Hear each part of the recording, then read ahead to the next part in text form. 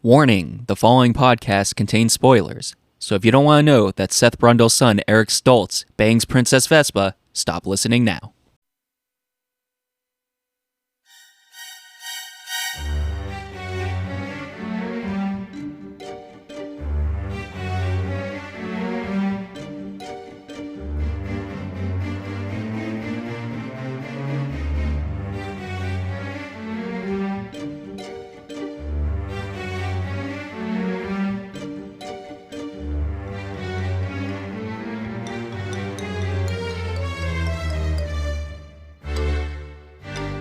The International House of Horror. Hello everyone, and welcome to the International House of Horror podcast, a low-budget podcast for low-budget horror movies. I'm your host, Rocco, aka The Mad Pancaker, and across from me, as always, is none other than Scary Perry. Hello there. How are you doing today, Scary Perry? I'm doing well. You ready to talk some horror today? Oh, hell yeah. Alrighty. So, as usual, before we dive into our hotcakes, I'd like to remind everybody you can find us all on social media. On Facebook, I'm The Mad Pancaker. I'm pretty much Mad Pancaker everywhere. Instagram, at The Mad Pancaker on Twitter. And, Perry, from what I gather, people can now find you on the social medias. Oh, that's right. Spank me RottenNet. Only. Oh, no, wait, that's the wrong one. No, I'm, well, do I do the ad? No, okay. I don't know. I don't know this technology stuff. I'm Scary Perry on Facebook. There you go. It might be under @Perry Scary because I had to do it that way. Yeah, sometimes. But if you search Scary Perry, you'll see our International House of Horror logo as my profile, or profile pic. So now you can find both of us on Facebook. So, all right, got the plugs out of the way. Oh, I do have a correction from last week. Oh, we have a correction. Yes, because I was talking. You talked to Charles from the corrections department? No. Is Charles our corrections department guy? Is Charles part of the International House of Horror podcast? I gotta fix my mic. Do we Oh my god, my mic. You all right there? It's loud. Delores didn't fucking bolt the table again. Yeah, you know that Delores. Okay. Worst help ever. Yeah. Is Charles going to be part of this? Yes. Do we need to get Charles on an episode? The guy that sees dragons, yes. Get him on an episode? Oh man, that'd be something. But anyways, so I was actually, because I was listening to last episode, and as I'm listening, I'm even like doubted myself. I'm like, man, now I can't even remember his name. Oh, William Lustig. Did William Lustig? I might be fucking this up again. Did he direct Maniac Cop? Then I looked up. I'm like, oh yeah, he did. Oh, my memory's pretty good. Then I'm like, who did direct Paganini Horror? I'm like, was it Luigi Cozzi?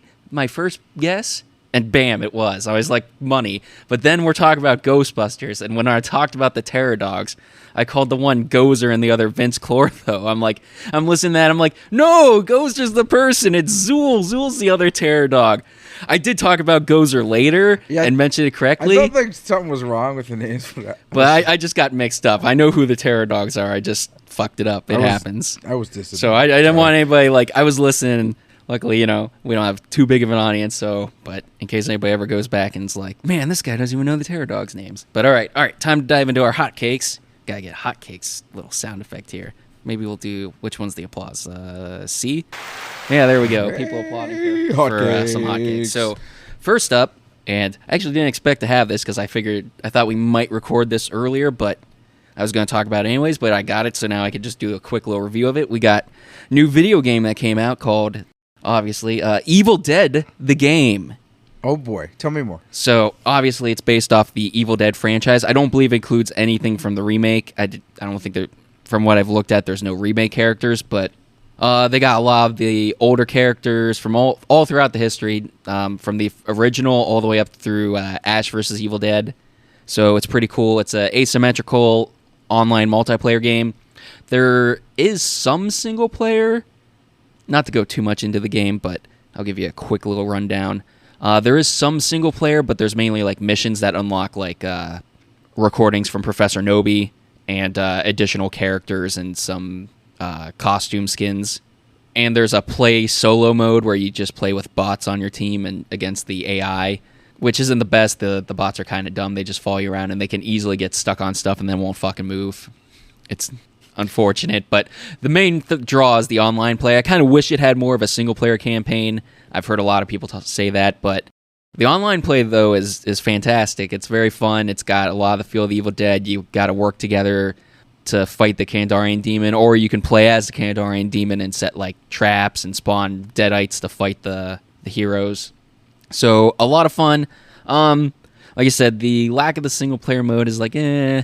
The other thing is you have to be online to play, which kind of sucks. So if like the servers ever do eventually go offline in like 5 years or so, you can't play the game ever again unless they patch it so you can. So that's kind of a bummer for long-term prospects, whereas, you know, you expect to buy a game and be able to play it whenever you want years and years later. But yeah, really fun online play. It's kind of like a mix of, and I have gripes about this game that I won't get into now, but it's a little bit like Friday the 13th, the game, but better because, like I said, I don't want to get into my gripes about that. I have a long list of gripes about that game. Feel like it didn't live up to its full potential, but a little bit like that, a little bit like Left 4 Dead. Not so much in you're going from point A to point B, but just, you know, the exploration and fighting hordes of deadites and stuff. And that's about all I got to say about it. It's also a little bit like Dead by Daylight because you're going around searching around a map, but you actually have guns and shit and all sorts of melee weapons. The kills look awesome. You can do like special moves when you get the deadites balance bar down low enough. So a lot of fun. I definitely recommend it if you're a fan of Evil Dead. If you don't really into online games and multiplayer games, you might not like it, but overall, if I had to give it a rating, it's pretty damn close to being perfect for like an online multiplayer game. But like I said, the lack of the single player probably holds it back. So I'm just going to give it 4.5 for now. Like I said, if you love Evil Dead and you want to get some guys together and play online, it's great. So you got a hot cake real quick from me, Perry? Oh, I do. Shoot it. The other day I watched the, I don't know what year it is here. Whatever. Came out a couple years ago maybe, or a year ago. Or something. The movie Old by M. Night Shyamalan. Shyamalan. Ding Dong. Yeah, that guy. This movie was weird. So it's like about these people that go to like a beach or a resort, and then they go to this beach for the day, and like basically they can't really like go back the way they came in, like through some rock structures, because they get knocked out. By some weird force, and then they age. Some of the people, well, they age. It doesn't really set up a point of like a time how they age, but you mostly see the kids age real fast. And like, there's one actor I like in it. It's Alex Wolff. This is an older age of when the little boy ages, and he was in the movie Hereditary, which we haven't talked about. So it's a horror movie it's pretty fucked up, but I like it. So I've heard. He's heard good in it, though. He's a good actor in it, but this movie, he wasn't very good. Really, I didn't really care for this movie. I give it like probably a 2 out of 5. That's understandable. I haven't seen it. I don't know much about it. I've heard of it, but from what I gather from M. Night Shyamalan's later works, as they progress, he just keeps getting not as good as, like, he captured magic in a bottle once, or lightning in a bottle once, and it's like hasn't been very good since. Yeah, it barely held my attention, the movie. I didn't really like it. That's right. They all can't be winners, right? So, real quick on to my next hotcake. So, this is about an upcoming game, and that's what I expect to be talking about with the Evil Dead game being an upcoming game, but it's already out. So coming in June, there's another game coming out, The Quarry. I think it's from the people. Oh, I forget the name of the other game franchise those people have done. I think they've done those it. People. Well, yeah, the game developer. But it's interesting. It looks like a kind of story-driven horror game, atmospheric. So it's definitely more of, the opposite of the Evil Dead. It's got a pretty big name cast to it. So they got Lance Hendrickson in it, David Arquette. Oh, I love David Arquette. Yeah. Do you know you cannot kill David Arquette? That's not true. No, that is true. Well, I don't want to spoil anything coming up, but spoiler alert. We might talk about that in a little bit. Oh my God. Anyways. Don't tell me. I'm going to chump this butter knife. But it also has Ted Raimi in it. Oh. So there's some other people, a little more newer names that I'm not as familiar with, but those were like the big three that jumped out at me that I'm like, they had me at Ted Raimi. So I pre-ordered that. So once it comes out, I'll give a more review of that. You want to do another hot cake, or you want me to keep rolling for a little bit? I mean, I kind of have one, but it's not essentially in the horror realm. There's bits of it without spoiling it, but I saw Doctor Strange in the Multiverse of Madness, directed by Sam. Yes, Sam that's Raimi. kind of relevant. Yeah, so I think it's relevant. I know people have kind of called it like almost a Marvel horror movie. Yeah, with some of the visuals. Very different. Like Marvel is usually has this cut and paste kind of style and this same kind of humor. This is very different, and this is a good different. I really enjoyed it. I love, even though that they're not like have like horror undertones like the original Spider-Man movies that come out. Spider-Man 2 is my favorite one. He works in a lot of horror stuff, surprisingly, in those not like and the shots, as but you can guess, of course, it's not a spoiler because it comes with the territory that Bruce Campbell has a cameo somewhere in this movie. Of course. I mean, you knew he was going to be in there somewhere. But this is not a spoiler, but the director of our very first movie, our episode, sorry, Intruder, Scott Spiegel. Good old Scott Spiegel. He does a voice cameo of somebody in the movie. That's cool. Without any spoilers. So, did he sign that Tempo magazine yet? I have to track him down. We gotta track him down. We need to go west, man. Yeah, we need to go to I mean, this diner. I don't know if they do any conventions. Is this like a Twilight Zone? Like we're stuck in this diner forever? I don't know. Is that like? Is this hell? Are we in hell? Is this diner hell? I mean, I'm hungry all the time. Something smells. We got the The worst gas waitress in station's the kind of world. nice next door, but there's a creepy clerk that's like always mopping and staring at people. So I don't go in there. Anyways, back on my track. Sure. Yeah, Doctor Strange, Multiverse of Madness, very different, but different good, and I recommend people to see it. You should probably watch the first Doctor Strange first, but I probably give that movie 4.5 cannolis out of 5 right now. It probably could only go up from there. Well, there you go. So I haven't seen it yet. Definitely have to check it out at some point. I'm way behind on Marvel movies, which isn't a big thing because I know some They're of pumping them. them out There have been a pretty lot of mediocre ones lately too. Yeah, and then So- they're pumping out a lot of The television. only ones I really have any interest in is like I said, maybe Doctor Strange because Sam Raimi did it, and the Spider-Mans. I didn't see the last two Spider-Mans. I'm a big Spider-Man guy, so Yeah. So like those, that's about it. Like the others, like I have no interest in some of them. They don't. I'm like, I'm done with some of these characters. I can't watch them all anymore.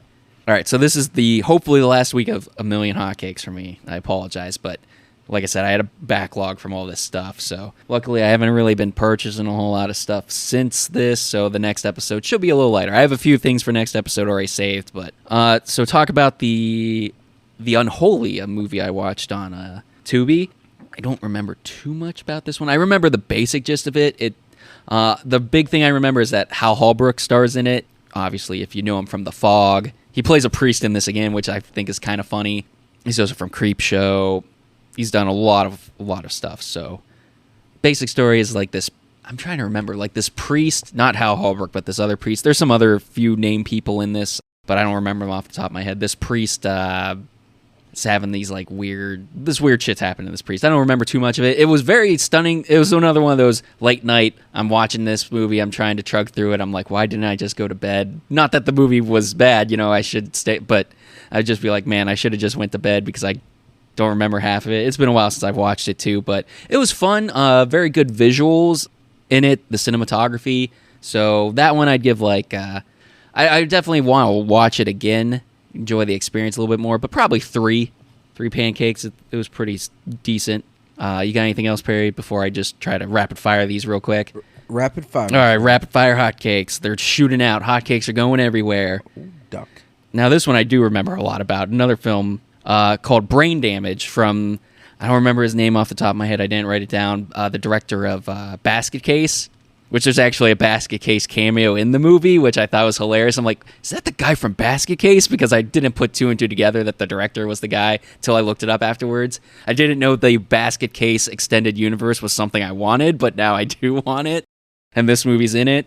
So it's this really weird movie about like this slug creature that eats brains, but he's not really capable on his own, so he injects people like directly into their brain. That's why it's called Brain Damage. This super addictive drug that's like the ultimate acid euphoria trip. So he's like using this kid to get more brains for him to eat, get people so he can eat their brains, and he kills them and then he eats their brains. So pretty off the wall movie. I mean, if you've ever seen Basket Case, you kind of know what you're expecting with this one. It was very fun. There's a little bit of some claymation to it with the puppet sometimes, I feel, which is another kind of cool touch. So this one I probably give like, I don't know. I love cheesy movies like this, so I could definitely see myself giving it a 4, but we'll hold it at 3.5 for now. Maybe if we ever get around to officially reviewing it, I'll, leave a bigger impression on me and go up to a 4. So this next one is very infamous, and it's a little more of a thriller than straight horror, but The Baby. Have you heard of The Baby, Perry? You talk about the famous rapper? No. The Baby? I'm talking about this fucked up movie. I believe it's from the 70s. Seems like it has a 70s aesthetic. I didn't write down the year. It's very well known. It's got this very weird premise to it. I'm not even going to talk about it because it's a movie. Well, okay, so it's pretty easy to find out the premise if you look online. So essentially there's this full-grown guy. He's like in his 20s or something that acts like a baby. Like he's like mentally repressed to be a baby his entire life. He's never been encouraged to develop and grow up into like an adult mind. His family treats him as a baby. They got this caseworker that comes in, but this new caseworker comes in, and so she's on the case now and is trying to help him. It's another one of the strangest twists in like at the end with a horror movie history. Like I said, it's a little more of a thriller, but it's got some horror elements to it. It's not like a straight up blood fest or any sort of like slashing stock or anything. It's more of a suspense thing. It's one that's been on my radar that I've known about and how fucking weird it is. And it is weird. It's definitely something you gotta check out just for the curiosity of it. As far as like how good the movie is, it's decent. It's shot well, it's nothing super impressive. It's mainly the premise that drives you in, but probably 3 pancakes, maybe 3.5 because of the twist. Man, Perry, if you ever check out The Baby on your own, you'll be like, what the fuck is this movie that you just asked me to watch? It's that weird. That may happen today. What? So the next one, Invaders from Mars, the remake. So it's 1980s film. This was part of the 3-picture deal Tobe Hooper had with Canon Films to direct films for them. Stars Karen Black, who does plenty of low-budget horror movies, well-known, and stars from Return of the Living Dead, our buddy James Karen. No, I'm always impressed with the James Karen performance. I love the guy and everything he's in. Very fun movie, very 80s. It's got some over-the-top action at the end, awesome-looking monsters. I think... Whoa. Backtrack. Or aliens, I should say, not monsters. Yes. Backtrack. Starring Sylvester Stallone. Is he in it? No. You said it. Oh, Over the Top. Okay. I had a backtrack. Yes, Over the Top, starring Sylvester Stallone. Very fun movie. Great effects, great visuals. You know what to expect from Tobe Hooper in the 80s. It's a good time. Easily 4, maybe 4.5 pancakes. So next up, this actually ended up being a pickup for me because it was going out of print on Shout Factory. So once things go out of print on Shout Factory, then the price goes up. But I actually watched it on Tubi first, and I liked it. I'm like, oh man, this movie's going out of print. I better pick it up. So this is more of a romantic comedy, but it's a horror themed romantic comedy. So we got Rockula. It's got a lot of famous musical people in it because obviously it's essentially this vampire that becomes he's a musician and he's trying to win the love of his life. That he's cursed every 23 years she becomes reincarnated. It's got Dean Cameron, Tawny Farah, Susan Tyrrell, Bo Diddley with Thomas Dolby, and then we got Tony Basil or Basil. How do you say her? Is it Basil? It's Basil. I think it's Basil. Basil. That's what I thought. So and she plays this fucking sexy vampire Elvira type chick. Very fun movie. I just dropped it here. Whoa. Hey, Mickey, you're so fine. You're so fine. Yep, that's her. So, very fun movie. Super 80s, cheesy. There's a few moments that I'm like, it could have been better. Like, he becomes Rapula at one point and does a rap, which was like, I wish it would have just been all rock songs. But very fun. Plus, he talks to himself in the mirror, and his mirror image self is like a real person. So, very fun film. 4 pancakes, maybe even 4.5 because I love 80s goodness. So. All right, on to the next one. So we got The Majorettes. So this is a film directed by Bill Linesman. It's like this horror movie, but then becomes this revenge movie at the end. Very low budget, kind of like when I talked about Flesh Eaters. It's still kind of fun. It's nothing super great. I mean, Heinzman's kind of like an amateurish director, but fun movie though. I enjoyed it. You know, if you've watched Flesh Eaters, you kind of know what to expect. It's a bit of a slasher in the first half, and then like a revenge film where the guy tries to get revenge on who's committing the murders towards the end. Or not who committed the murder. I forget who committed the murders. It's weird because then he goes after these people this like drug gang. Probably like a 3, maybe even 2.5. But it's kind of fun. It's got its moments. So next up, we got Bloodbath at the House of Death. I think this is an 80s movie. It's clearly a British film, you know, a lot of British people in it, but it's got Vincent Price in it. And it's like this horror spoof with this haunted house and the satanic cult. Very fun. I love Vincent Price in it. Love Vincent Price in everything. Probably about 3.5. Maybe could be a 4 just because I like Vincent Price stuff, but it's pretty funny. And rapid fire, next one up. Carnival of Blood. So I guess there's a couple different movies called Carnival of Blood. So this is not the one that's like always presented as, I forget the director's name, but it's always like this guy's Carnival of Blood. This one's from, I believe, the 70s. I believe me and you tried watching it one time, and then we're like, when we're deciding to watch a movie, and we bailed on it because it's very, first off, the footage of this film, not the best. You can tell it's like not the best quality of the film, and it's never been restored or at all. There's no restoration to it, so it's very low, grainy, not the best quality. But it was an interesting piece. There's a little gore here and there. It's kind of got this weird story going on to it with these murders at a carnival. All these women keep getting killed. I wouldn't quite call it a slasher film, but it's got some weird characters in it. And the fun fact about it was, because I'm watching this and there's this like kind of slow in the head type guy who's like this carnival booth's assistant guy at one of those, those balloons with the dart things where you got to pop the darts with the arrow and you win, the stuffed animals. He's like an assistant that helps the guy run it. Burt Young. He's not credited as Burt Young in the movie, but I'm like, I gotta look up this guy who played this guy because he looks and sounds a lot like Burt Young. And sure enough, it was Burt Young as a different name. I think he went by John Harris or something like that. But if you're familiar with Burt Young, he plays Paulie in Rocky. Happy birthday, Paulie. He's played he's been in some horror movies too. I know he's in Rocky 3. Oh, well, he's in. I think he's in all the Rockies. I know. I don't know about the newer ones. I haven't watched the later iterations, but he's in the Amityville, The Possession, a couple of them. Amityville 2, The Possession. Can't remember if there was another horror movie he was in, but probably there's probably been a couple things. And so that's the last of the things I've watched. Well, some of these ones. So now we're into my pickups. So try to rapid fire these real quick too. So we got Scream. Now, which Scream is it? Well, luckily I picked both of them up, so we don't have to worry about that. That's my next hot cake. But first off, we got the Scream, the 2021 version that just came out. And we'll just get this clarified out of the way. I'm not the biggest fan of modern horror. And we won't delve into why. Well, there's a few reasons why, but there was one film after I saw it, I'm just like, nope, I'm done with modern horror. And it ruined modern horror for me forever. I actually kind of got out of the genre after that movie for a little bit. Not that I did still like the genre, just like actively like tracking down things and watching them. But is your modern horror modern now? That movie, no. It's like the movie I'm talking about is probably like 16 years old now. Maybe even older. It was around the 2000s, the movie that turned me off. No, not that movie. Okay. No, I saw that movie. I was already turned off to modern horror by the time we watched that. We'll talk about that some other time. But now that the exception is franchises, because I do like franchise things that I'm already familiar with. I'm invested in.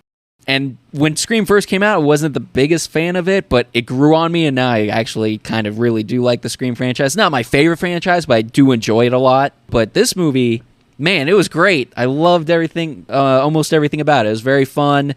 Scream still is, very what's the thing I'm thinking of? It's still very meta, and like self-aware and, pokes fun at the genre. It's got all that still going for it. It does a very excellent job of poking fun at like modern reboots and remakes, the requel as they call it. There's a few things, like little gripes I have with it. So our buddy David Arquette, I don't want to spoil it, but, if Perry was talking about it earlier, you could probably figure it out. Whoa. But he's not. You cannot kill David Arquette. And not to spoil like He's not David Arquette spoiled in that movie. He's Dewey. Well, yeah, he's Or Dewey, whatever. but and not to spoil who the killer is, but I find it very unbelievable that they could have pulled that off. So not to spoil who the killer is, but very fun. Like I said, I think I gave it. I think it's probably my second favorite Scream film after the first. So probably like maybe 4.5. I forget what I posted on Facebook when I said there's actually a modern horror movie that I like. I don't believe it. But I know you tried watching the first few minutes of it and couldn't quite get into it. But you kind of like if you watch the others. Weird, but I understand. So I've seen bits of the first one, and I can see what you're saying, like that it's self-aware on its, or meta on itself, because that's kind of like the beginning of this movie. It's kind of like Yeah, that's why. Yeah, this one's also the film we're about to talk about. It's kind of a little meta on slashers as well. To an extent. I don't know. It just didn't hold my interest. Yeah, you really had to. If you haven't watched all four of the other Scream movies, that's a problem. Especially like the beginnings, like your typical beginning, just like the first one. It's got a similar setup. So if you're not super familiar with the Scream franchise, your mileage out of it is gonna vary. So next up, I bit the bullet on. Though I'm pissed because there's never a fucking pack that has pack 4. I don't know who's holding up the rights for 4, or if they just market it on their own or whatever. So I got this Blu-ray collection of the first 3 Scream movies. So, and like I said, I do like the franchise. Scream 2 is probably one of the ones I've seen the least, and I'd really like to. I've watched, however, just watching over the years, I've caught it a lot on TV, which isn't always the best place to watch something because they cut it. But the basic story of it seemed decent enough. I kind of want to rewatch that one a little bit more, but I do enjoy the franchise. Like I said, wasn't into it at first, and that's kind of why I was behind on the Scream sequels. And I know Scream 3 is kind of like the one nobody really is like into, or is like the worst in the franchise, but I caught it on TV one time. I'm like, yeah, this isn't that bad. And I'm like, maybe I need to go back and start watching these movies again. Of course, I had already kind of reappraised Scream by then. So, all right, kind of rapid fire through these. So I picked this up at the Exchange. So this is Night of the Demons. So the original back in the 80s. So I got this fancy steelbook that I found at the Exchange for the Shout Factory version. So very cool. I do recommend Night of the Demons. Easily a 4-pancake film. Very fun. It's got Linnea Quigley. That's the big name that pops out at me. I think there's a few others.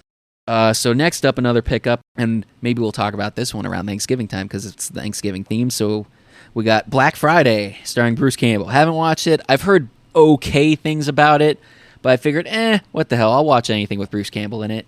All right, next up, and I've seen this one before. I picked it up. So now we're into a group of a group of Scream Factory / Shout Factory pickups. So I got Full Moon High. It's this cheesy comedy, another comedy that's horror themed. It's kind of like got the Teen Wolf premise. A little different though. I remember it being really weird, but it's kind of funny. So it's definitely something I want to watch again because that's another one. Like years ago, I started watching it like halfway through and just like had to I was like powering through it as I'm like half falling asleep. But it's got a brief cameo from so it's written, produced, and directed by Larry Cohen. So we've talked about him before. It's got a brief cameo from Bob Saget in it. So, and obviously, Bob Saget passed away this year, or was it last year? It was early this year, right? I think it was early this year. So rest in peace, Bob Saget, of course. So another reason why I kind of want to pick it up. So, but it's kind of fun. I definitely recommend it. I can't give a rating on it. It's been a while since I watched it. So I picked this up on the 2-pack from them. So we got Tales from the Crypt, which we reviewed. So listen to our episode about it. And it's a 2-pack with the other, what was this company called? Was it Amicus? Yeah, were they the ones that did all these horror anthologies? So Vault of Horror. Yeah. And Vault of Horror, not as good as Tales from the Crypt. It's got like maybe 1 or 2 winning stories in it that are like decent, and the others are like so maybe like a 3 because it's not the worst. It's still got decent production values, but the stories just aren't there. And up next we got The Sentinel, and oh man, this movie's got a ton of people in it. So who directed this? Directed by Michael Winner. Oh, he's a winner, all right. And it's got Chris Sarandon in it. So obviously he's played I forget his name in that and Child's Play, but he plays the lead detective guy. Plays the vampire Jerry Dandridge, is that his name in Fright Night? I think that's his name. And obviously from The Princess Bride, he plays Prince. Is it Humperdinck or whatever? It's been a while since I've seen it. It's been a while since I've seen that. Yeah, so it's got that Christina Rains, John Carradine's in it, Jose Ferrer, Ava Gardner, got Burgess Meredith, Jeff Goldblum's in it, Beverly D'Angelo's in it, Jeff Goldblum's in it. I said Jeff Goldblum. But you know, it deserves to be said. Yeah. Said twice. Christopher Walken was the other guy. Wow, that's Tom Berenger. Not the biggest roles. Like Jeff Goldblum's in a few scenes. Christopher Walken's in a few scenes. So this is 1977. So very early on, probably in like his career, because he didn't really start getting big until like the 80s with The Fly. But basic premise is this woman moves into this apartment and weird shit starts happening to her. It's a very fun film. Probably about a lot of cool effects and weird visuals too in it. So very cool. So this is another one I picked up. Another Chris Sarandon movie in here. So stars John Terry, Jane Sibbett, The Resurrected. So directed by director of my favorite movie, Dan O'Bannon, obviously co-writer of Alien and director of The Return of the Living Dead. Based on the H.P. Lovecraft story, The Case of Charles Dexter Ward, it says. So let's see if there's anybody else big name in this real quick. Nope. So I haven't watched this one yet, but I'm looking forward to it. You know, Chris Sarandon, he does a good job and things. So, all right, next up, so we got a Wes Craven film. We got Deadly Friend. So this is a very fun movie about this kid with his robot, and then his robot gets destroyed, and then his girlfriend dies, but he resurrects her and puts the robot chip into her. So very, very, very cool. Now this one, they keep talking about so Wes Craven had to cut a lot of the gore out of it to get, from censors and just from the people, whoever produced the movie, one of those deals. They're like, hey, you got to cut back on the gore. So he cut back on a lot of the gore. So and everybody wants the full, uncut version to be released, but it hasn't yet. So, but even without it, it's still got some decent gore in it. The infamous Anne Ramsey scene. Is it Anne Ramsey? I think it's Anne Ramsey. Played Mama Fratelli in The Ghoulies. Her head gets destroyed by a basketball. Boom, basketball thrown at her head, explodes. It's amazing. So I'll let you check that out there. Try to rapid fire through a few more of these. Bear with me. So we got Meat Cleaver Massacre. So this is a funny one. I haven't watched this yet. This was one that, because it was a limited print run on Scream Factory, I'm like, all right, I'll pick it up, because I think they're only making 1,500 of these. The funny thing is, somebody bought some footage of Christopher Lee that was shot for another movie and put it at the beginning and put it at the end, and then their movie's in the middle, and it's this bookend segment. Christopher Lee actually wanted to sue them for putting his footage in there, but his lawyer persuaded him not to. So not the greatest movie. It's definitely probably one of those cult classic, not very good movies, but I picked it up. Like I said, it's a limited run, so who knows when I'll ever get a chance to pick it up or see it again, because I don't think it streams anywhere either. So next up, we got a Robert Englund film. He stars in Dance Macabre, or as he says, or however you want to pronounce it, Dance Macabre, because he did say, I was watching his little interview with him on the special features. I like that song by Ghost, the hard rock heavy metal band. Robert Englund's this ballet instructor, and his ballet girlfriend died years ago, or she didn't die. She was horribly mutilated in a crash. And then so now in the present day, he's obsessing over this new ballet student. So very fun little film. Robert Englund, he's always great. So very well shot too. I forget who directed it. I'm not going to grab it again, but probably about 4. And then so last up, and then we can finally dive into this movie. Apologies again. Like I said, next week, or not next week, but next episode should be a lot fewer hotcakes. We're finally caught up on all these. You all right over there, Scary Perry? Hold on, having some technical difficulties. Please stand by. It's it screws in. All right. You screwed. Okay, you good? No, it was the other. This one. Never. Okay, so we got, and this one I got from actually Full Moon Entertainment, or Full Moon Features now, because I saw they released it. So Island of the Fishmen, which also goes by the other name of or Screamers, which is how I originally saw it. I saw it on Amazon Prime under that title. Directed by Sergio. Excuse me, I was getting my Sergios confused here. I'm like, which one was it? Sergio Martino, not Leon. Sergio Martino. Something Italian. Yeah, pretty much. Bond girl Barbara Bach is in it. Kind of a cool little creature feature. Now this is interesting because this is the original cut, because Roger Corman, I believe, like got the rights to release it in America and he did it on the Screamers, and they like added more gore and shit. From my understanding, if I remember correctly. Like I said, I don't want to delve too much into this, but I definitely kind of want to see this cut, and that's why I picked up this cut, because it's not normally known as this in America. It's known as the Screamers, so I want to see like the different take on it, like the original interpretation from Sergio Martino. So I can't really give it a rating. It's been a while since I watched it, but I did like what I saw in the original. Plus, this is a different cut, so who knows how it is. I do enjoy Sergio Martino's work. I like his giallos and stuff like that. So, all right. So that's all the hotcakes. We're all done with hotcakes. So, and before we move on, though, into our feature film, so this was supposed to be more in an April episode, but wanted to ask opinion of everybody out there. So, obviously, there's a handful of April Fools-themed movies out there. And, maybe a few Easter movies we could, Easter-themed horror movies or that take place around Easter that we could do for April. But one of the things I wanted to do is, like, maybe for April, do like an April Fool's month where it's like kind of a joke podcast. Not so much a joke as in, but like we pick a movie and it's either not kind of, what's the term I'm thinking of here?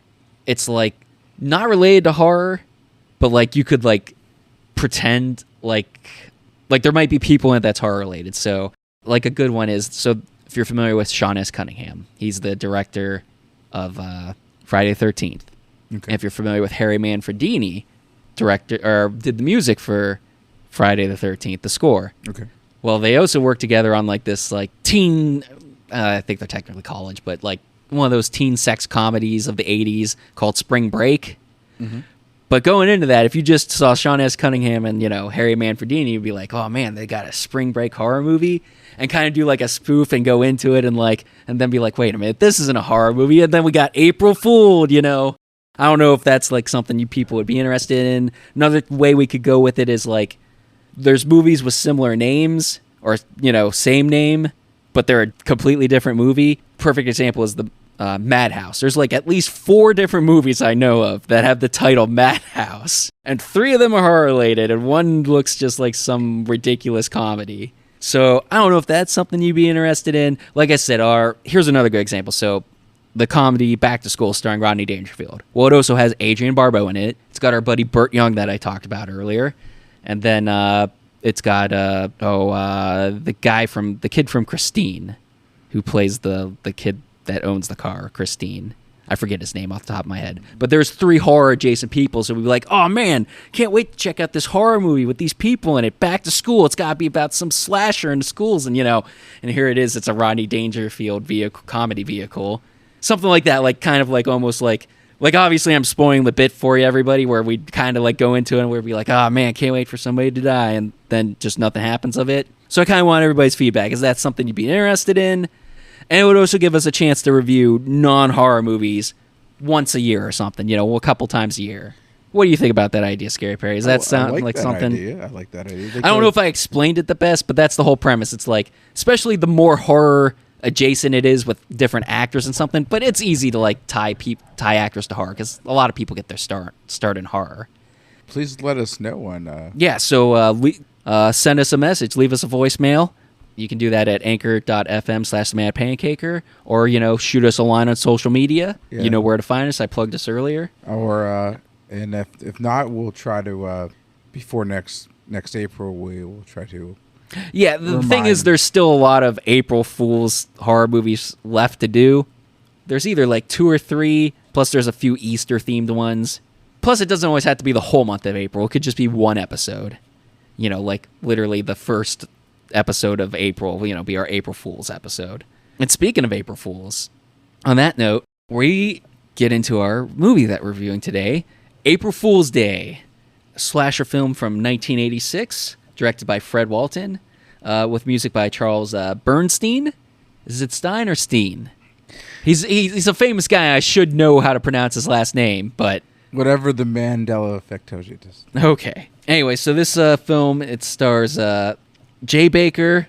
I forget who that is exactly. I should have more about them, but it's got it's Harvey. Yes, I forget what else he's been in though. Oh, I don't think. So Deborah Foreman. These people haven't been in anything. Well, Deborah Foreman was in a movie that we watched. Soldiers. So Deborah Foreman, she's kind of a little bit of a scream queen. She's done a few horror roles. Movie that we watched not too long ago, Destroyer. Yes.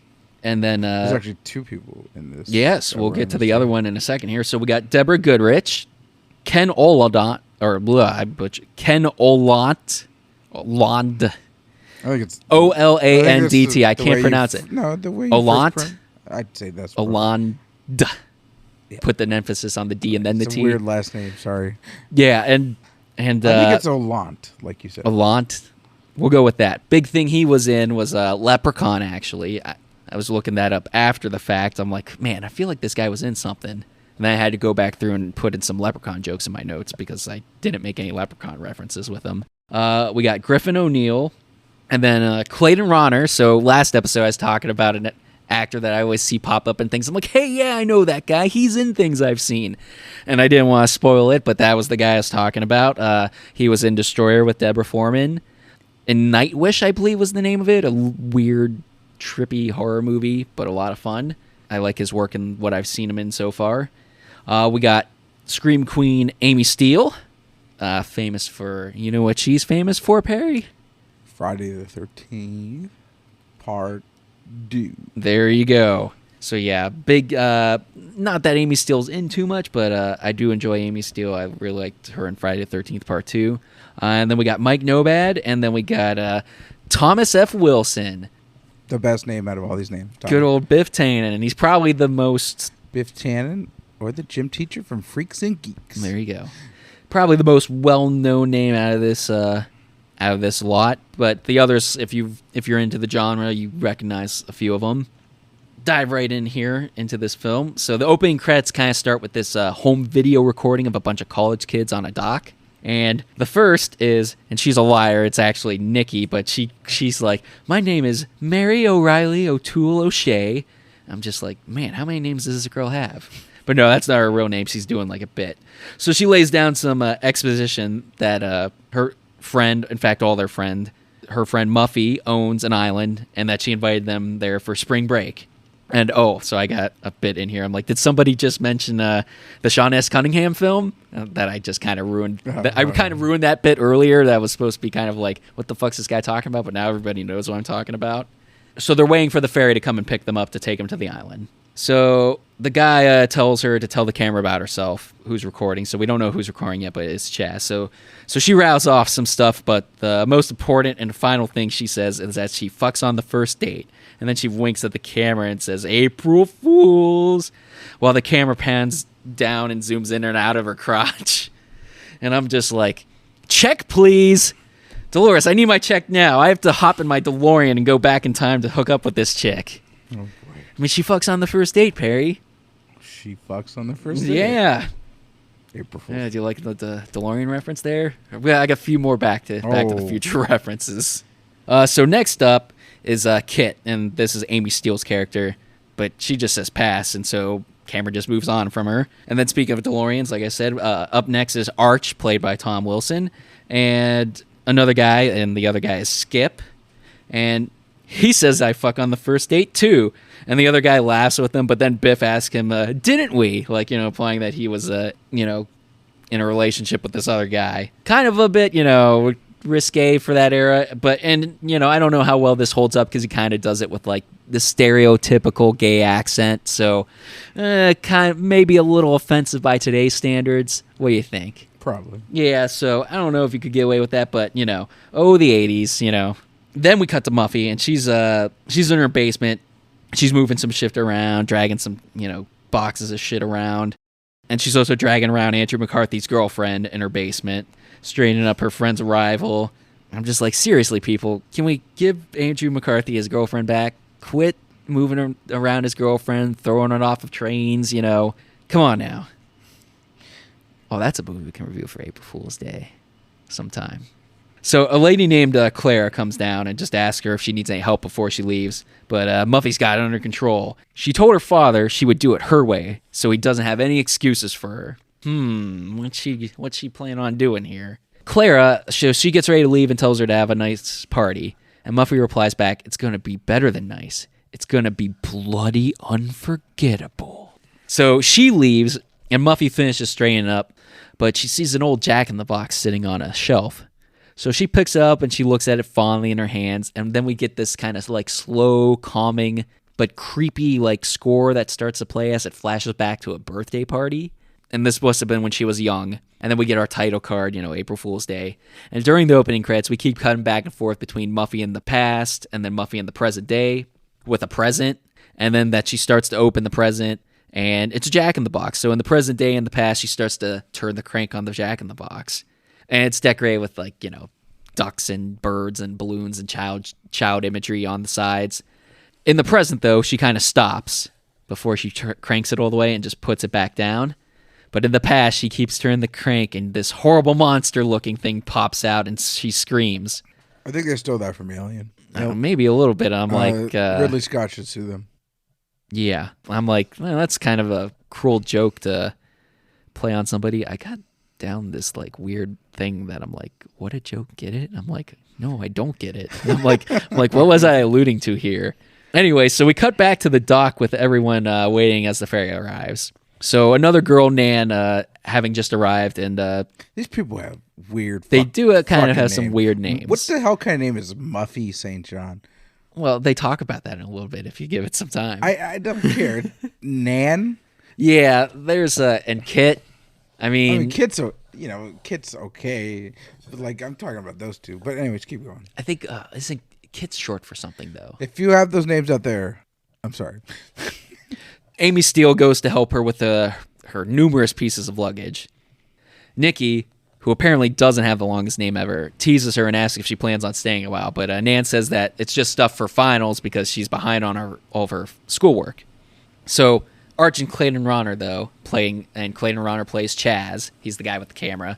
They rush up to introduce themselves. It's like, oh, here's the single lady. Let's run up and hit on her. As they take her bags, but Arch beats him to helping her with her bags, and Nikki points this out to Chaz, and who backs off and goes back to filming with his camcorder. So Nan tells them about how she just met Muffy this term in Drama Society. She apparently sewed the costumes for the play she was in, and Nan asks if they've seen the play, and Muffy was in, and she says it was wonderful, and that she's so talented. And Nan kind of seems like a bit awkward, like she's like the... probably like kind of like the goody two-shoes, like, she kind of doesn't belong in this group. Like, she's not quite a prankster or anything. I don't get she's like goody two-shoes. She's like a bit awkward. She just doesn't seem like she belongs. Yeah. Not like goody two-shoes, a bit but like reserved. Yeah, a little bit. Exactly. Yeah. So Kit walks away and replies, yeah, she is, kind of sarcastically, and gives an eye roll and disgusted look as she walks away, like, yeah, Muffy ain't that great. Then we get some close-ups of the ferry coming into the dock, and the gang get on. But Chaz stops to play a prank on the one ferryman and tells him that his fly is down and his hostess Twinkie is hanging out. And then Chaz kisses him on the forehead when he looks down. So Amy Steele, Kit again, is hanging back because one of the friends is running late. So it's like, but the captain of the ferry, he doesn't care. He isn't getting paid overtime. So he wants to get the last ferry done for the day and go home and, enjoy the weekend. So as she tries to beg him to wait, a car comes flying down, the honking its horn stops, bringing her last two friends, Rob Ferris and Harvey Hal Edison Jr. So Rob, played by Ken Olant, is Amy Steele's beau, while Harvey, Hal as he likes to be called, is our southern rich kid. Hal knows Muffy from Econ, where he lets her copy his marginal utility curves. I think that's like a joke, marginal utility curves. I think that's like a penis joke. Yeah. Is my southern accent doing anything for you? Because that's kind of... I don't think it's spot on. It's not spot on. I told you I could do one accent. It's the like crocodile hunter. Well, yeah, never mind. What's that? Save it. Just keep going? All right. Yeah. So Skip goes to introduce himself, but Hal must think he's a working man because he's like, Springsteen, still the boss. Well, he said that because he had a Bruce Springsteen. Oh, did he? Did he? I didn't see the button. He had a button on. Did he? Yeah. I did not see that he had a button on. Yeah. But like Skip kind of is just like rebuffs him, and it's like they all kind of just make idle chit chat as the ferry is making preparations to cast off, and we find out that Skip is Muffy's distant cousin, which is the only reason he's here because old money never mixes family with friends. So more of a friend than family thing because being a distant cousin. Yeah. So Skip then brandishes a switchblade and asks Arch to choose his weapons, big guy. And like Arch is like, whoa, but he's really just challenging him to a game of stretch. I'm just like, man, what people did to pass the time before mobile games, right? Oh, I haven't done a rim shot yet. I don't think that deserved a rim shot yet. That was more kind of like casual observation. Cell phones, or something like that. Yeah, whatever. Either way. Yeah. So Chaz, he's still recording. He tries to pull the same fly is open gag on Skip, but he just tells Chaz to eat it. And then he pans over to Rob and tells him, Rob, your fly is actually open. But Rob ignores him, but it's not actually a joke. His fly is down. Eventually, discount Kevin Bacon here looks down and zips his fly back up. I think he kind of looks like a discount Kevin Bacon, a little bit. Yeah, especially of that era. A little bit. That's why I call it discount Kevin Bacon. Yeah, Walmart brand, great value. I think you're on track there. Yeah. So decent actor though. So Skip and Arch are playing Stretch, and so this is a game where one person throws a knife into the ground so it sticks in the ground, and the other person has to reach without moving. It looks like to grab it. And, if you can reach and grab it, you win the round or whatever. But if you fall over, then the other person wins. So Arch can't reach it and he falls over. So Skip wins, I guess. I'm not 100% sure on the rules of Stretch. This is a real game, people. Let me know and inform me what the entire procedure and rules and regulations are of Stretch. Are there professional Stretch leagues? Probably on ESPN. Do you run a professional 25. Stretch league, Perry? Yes, on ESPN. Is on ESPN Ocho's? Yes. Ocho or what? Was that the one from Dodgeball Ocho or whatever that was on? the Ocho they called it. Yeah. Yes, ESPN 8. So meanwhile, Nikki is taking her clothes off to reveal a bathing suit and she sunbathes on the ferry. Hal comes over to flirt with her and tells her that he finds it amazing that Muffy is her real name, like you were pointing out, and he thought that it must be short for something. I'd like to also point out, so is Pod your twin brother's real name, or is that short for something too? I plead the fifth. You plead the fifth. Okay, moving on. Nikki rattles off a bunch of Muffy-related potential names that could be short for, but then his last one that he replies with is Muff Dive. I'm like, man, this guy, he must be like David Gale's severed head. Oh wait, that was our spoiler for the last episode. Never mind. So Chaz goes over to Nan and asks what she is reading, which is Milton's Paradise Lost. She comments that it's a shame. It's a dying form. Now, I'm going to level with you people here real quick. So, frankly... You people? You know what I mean. The fans, the flapjacks of the pancake. Our fans called flapjacks. Is it flapjacks the Flapjackers? Name? Just flapjacks. Not just flapjacks. I think flapjacks is the name of our fans. But what about, like, cannoli knots or something like that? I think it's just Canola flapjacks. knot, If you're a fan of the podcast, knot, Pananot. All right, you're ruining my bit here. Now I got to start over. I'm sorry. All right. So she comments that it's a shame it's a dying form. And like I said, people, I'm going to level with you here. Frankly, I find Milton as boring as you find Milton. Mrs. Milton found him boring too. He's a little bit long-winded. He doesn't translate very well into our generation. And his jokes are terrible. And Perry's just staring at me. And it's like, whoosh, that just went over your head. Something to do with the book? It's from... Do you know what that line's from? It's from something. I don't know. It's This isn't a damn quiz podcast. No, I thought you might know the line. It's Donald Sutherland from Animal House because he's a literature professor, and they'll talk about Milton's Paradise Lost. So. Oh, okay. So she says not too many people read it nowadays, even in college. I'm like, well, if they'd go to Haber University, is that the university from Animal House? I went out on a limb here. That could be another correction. I don't know. Well, if they went to Haber University, you would learn about it from Professor Donald Sutherland. So she asks Chaz what he's reading, and he turns around his boudoir magazine, revealing a censored naked lady, and says, Treasure Island, the history of pornography in America. I really do enjoy good jokes or performance in slasher films. It didn't say Treasure Island on it. Do I need to track down this magazine No, he's doing a joke. That's what I got up next here. Maybe we should... are you going to track down that magazine? Yeah, while on the podcast right now, I will look... So it's Boudoir Magazine. Do you know how to spell that? I'll figure... Oh, no. Uh-oh. Come on.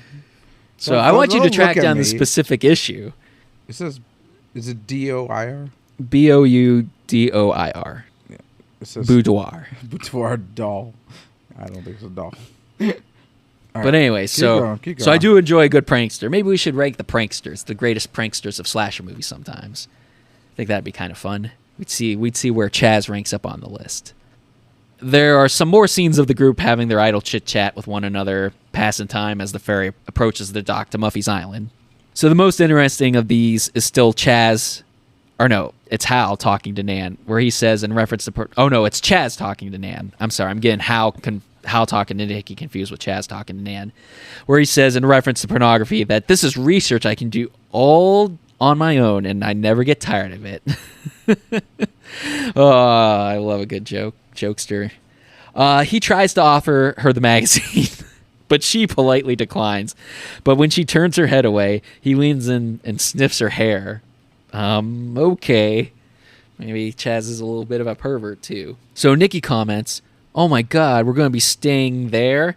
As we get a shot of kind of like this rickety old dock with some ominous musical cues. Start chiming in like this like kind of like strange whistle. You getting far in your magazine progress over there? I mean, I've seen the modern day boudoir magazine. Yeah, you gotta find that vintage issue from the 80s. No, but me liking modern day. You gotta find the screenshot, man. Me liking modern day. Okay, there. All right. I don't think there's anything there that you would like. Gotta resist the urge to play the clip. Moving on. I gotta find my I'll notes hurt here. you. Wait, that's not a threat. Yes, it is.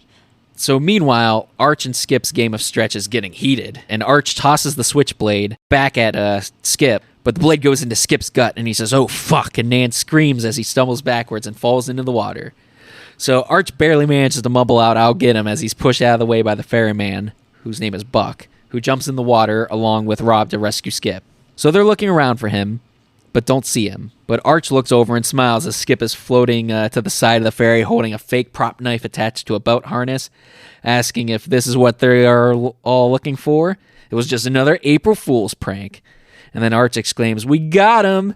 How come nobody plays that clip for the got him thing? Everybody plays that one, you know that famous got him clip. I kind of find that clip annoying after a while. I think we need to replace it with Arch here.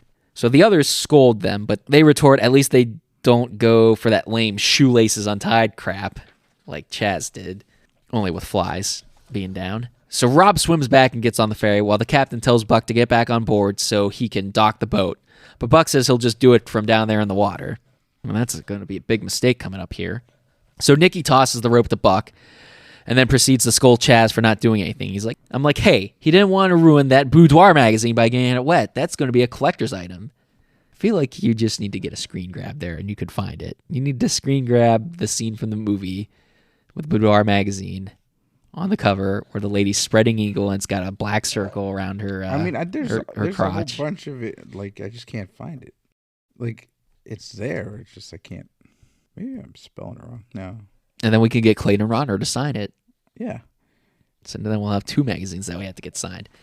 I will find it eventually. All right, moving on. About it. Buck, he's trying to lasso the rope onto the dock, but the ferry is fast approaching. The captain sees this and yells out to Buck to look out, but it's too late as Buck screams as the ferry comes over top of him and crashes into the dock. Speak English. The gang look over the side of the ferry, and Buck floats to the top of the water screaming, with the right side of his face and shoulder all mangled. And pretty cool looking makeup effect here. The captain, Cal, pulls him aboard, and Buck is still screaming and freaking out, but the sheriff/police officer, later find out he's the constable, is nearby in a motorboat and sees the commotion and pulls alongside the ferry, and Cal loads Buck on the boat. And he switches places with the sheriff and races off in the motorboat with Buck screaming back, "They did it! They did it! Ah!" So Buck seems kind of clearly hold a grudge here. So Muffy arrives at the docks in her van, looking perplexed and asks what's going on.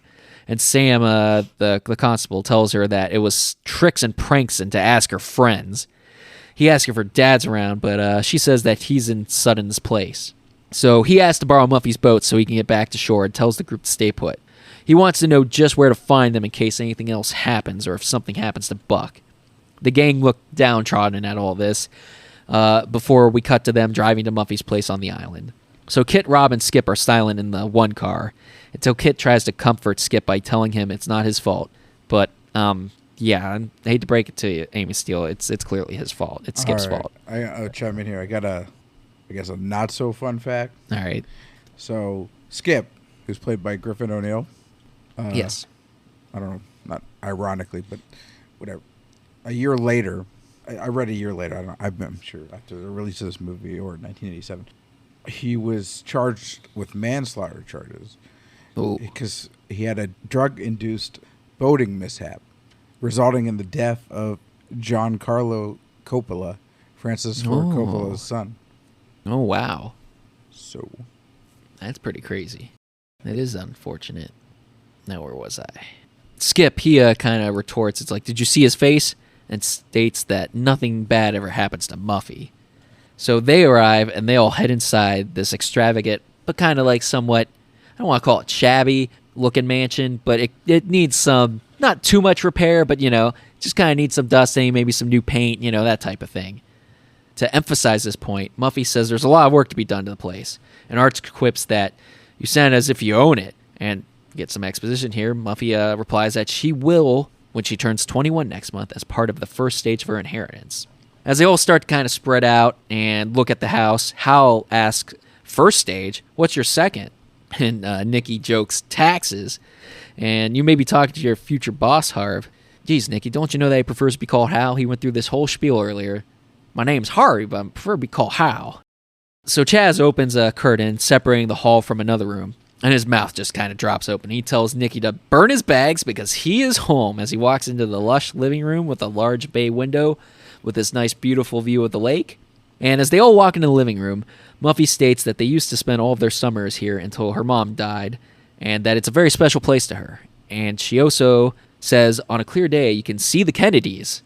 And I guess that kind of tells you how well-off to-do her family is, considering the Kennedys are hanging out and about nearby. Mm-hmm. Meanwhile, Chaz and Arch, they peek behind some sliding doors and tell everyone to take a look at this. So they open the doors with Arch doing the bum, the infamous theme bum, bum, bum, bum, bum. Bum, That, bum, yeah, bum, there you go. bum, bum, So he's doing that and revealed the dining room. And Chaz remarks, oh, muffers, my very own place setting with our very own place cards, and gasp, his and her little dolly. Because she's got little name tags for all their seats and dolls in front of all their seats for them. There's dolls resembling each of them at their place at the table. I also love that he calls her muffers. Clayton Ronner might be one of my favorite jokester, wise guy characters in slasher films. Nan comments that it's just like an Agatha Christie. Nobody has time to read that stuff. We have to get back to studying the history of pornography in America. Boudoir. So Arch harasses Muffy, though, because the table is set with sporks and napkins with bunnies on them, telling her she really spared no expense. I'm like, hey, Arch, how do you think her family became so rich? You have to save money somewhere, right? Sporks? Yeah. Then Muffy says, how do you think Daddy made his money? I'm thinking to myself, hey, I just said that, Muffy, all right? Get ahead of the times here. But Nikki rebuttals that he earned it the old-fashioned way. He inherited it. Then Chaz yells out to everyone to hold it, and then goes on to say that before the night is over, somebody in this room will pull his wang. Will it be Perry? I like Dick. I don't even have to play it. Oh. He's also panning the camera to Arch and then looks down at his crotch. We then segue into wieners being pushed out into a frying pan as the girls are in the kitchen preparing dinner. God, I resist the urge to play it. I played it too much last time. Nikki is asking them all a sex quiz from a magazine about their first time with the following answers. So we got A, it was painful and degrading. B, not so hot, but I really cared about him. C, I was ready to try again. Or D, wildly exciting, I had an orgasm. So Muffy answers A and B. So it was painful and degrading, but not so hot, but I really cared about him. And they all kind of respond. I was reading somewhere that the director was reading a magazine one day and it had something like multiple choice answers, but it wasn't so risque as these. And then he told the actress that plays Nikki, I got the Deborah Goodrich, I think. One of the Deb, yeah, because Deborah Foreman is Muffy. And he told her to put this somehow in this, I don't know, in the script, and I don't know if they what the hell am I looking for, where they improvise, yeah, improv, yeah, so, yeah, that's kind of fun. Some of the best lines in movies are improv. So they all respond to Muffy's answers. Oh, that's so sweet. And then Kit, Amy Steele, she answers B. So not so hot, but I really cared about him. I can't help but think, does Paul know about this? I think that whoosh right over Perry's You head. keep going my head. I'm looking for stuff. Don't Man, nobody interrupt me when appreciates I- my references to other movies. Anyways, moving on. I'll just joke. So Come they on, tease come her and ask if it was Rob, and she replies no. And I'm like, that's because it was Paul. I'm like, don't feel bad, Rob. You can always go back to Jennifer Aniston. See, I'd add in that leprechaun joke after the fact. Oh, I didn't have that in my first cut of the notes I'm sorry. because I had to go back through and add that in. You know, Jennifer Aniston, she's in Leprechaun. Yes. I With do. Ken Olant. I hope I'm pronouncing that name right. You butchered. Oh, I know I'm butchering it. So then it's Nikki's turn, and she answers A and D. So it was painful and degrading, but wildly exciting, and she had an orgasm. I'm not quite. Does that make sense to you? No. Okay. A lot of stuff in this Did movie you does want not to make sense to me. What? Do you want to do the sex quiz real quick, Perry? About your first time? No, I I don't want to do it either. We'll skip it. plead the fifth. Or maybe we can do the next one, Barry. They move on to the next question. So the next question in the quiz is the one thing I haven't tried yet, but am intensely curious about is A, oral sex, B, anal entry. She kind of lingers on this one for a bit and then rushes through the next couple. C, S&M, D, group sex, E, lesbian sex, or F, all of the above. My answer, yes, please. Oh, so Biff, can you steal that DeLorean for me? I really need to go back in time to meet this chick. D. What was D? Group sex? No, all the above. No, F was all the above. There was 6 choices. D was group sex. I'm sorry. That's all right. My mind is distracted because I'm trying to find a magazine. I told you, You can guys. find it later. You guys, I'm live doing this. You gotta put that phone I have away. to deep dive. No, I'm finding it. I'm just keep going on. All right. Okay, before we cut away, Amy Steele asked what was C again, and I'm like, I think I know who she wants to S&M with. Wink, wink. Cough, cough. Jason Voorhees. So we then cut to Arch in front of the camera again as he is doing the I'm Mary O'Reilly O'Toole O'Shea bit out in the backyard garden saying, welcome to my home and lifestyles of the rich and undeserving. Do people remember that show? Do you remember Lifestyles of the Rich and Famous? I only remember the announcer guy saying it. That's the only thing I remember about that show. Just a little bit, not a lot. So then he introduces himself proper and says that he is here to bed as many women as possible. A good goal, I might add. Back inside, Hal is wandering around the study and helps himself to some cigars that he puts inside his jacket for later. I wonder if that will pay off in a little bit. So we then cut to a shot of the lake with the ominous score kicking in again, with that kind of whistling noise, that little whistle chime. That's not quite like that, but you know what I'm talking about, right? Yeah. I really like that part. I mean, the score in this isn't like super amazing, but it works and it's decent. I think like this is more of like a Bernstein just kind of getting a job done score, but it still works. It's pretty solid. Gotcha. So with he's on the dock before cutting to Nan and Skip on a porch / balcony and railing. So Skip comments about his position compared to Rob, saying that Rob can tell his dad to fuck off because he doesn't have anything to lose, whereas he can't due to his social status. And then Nan counters that he could lose his father's love, though.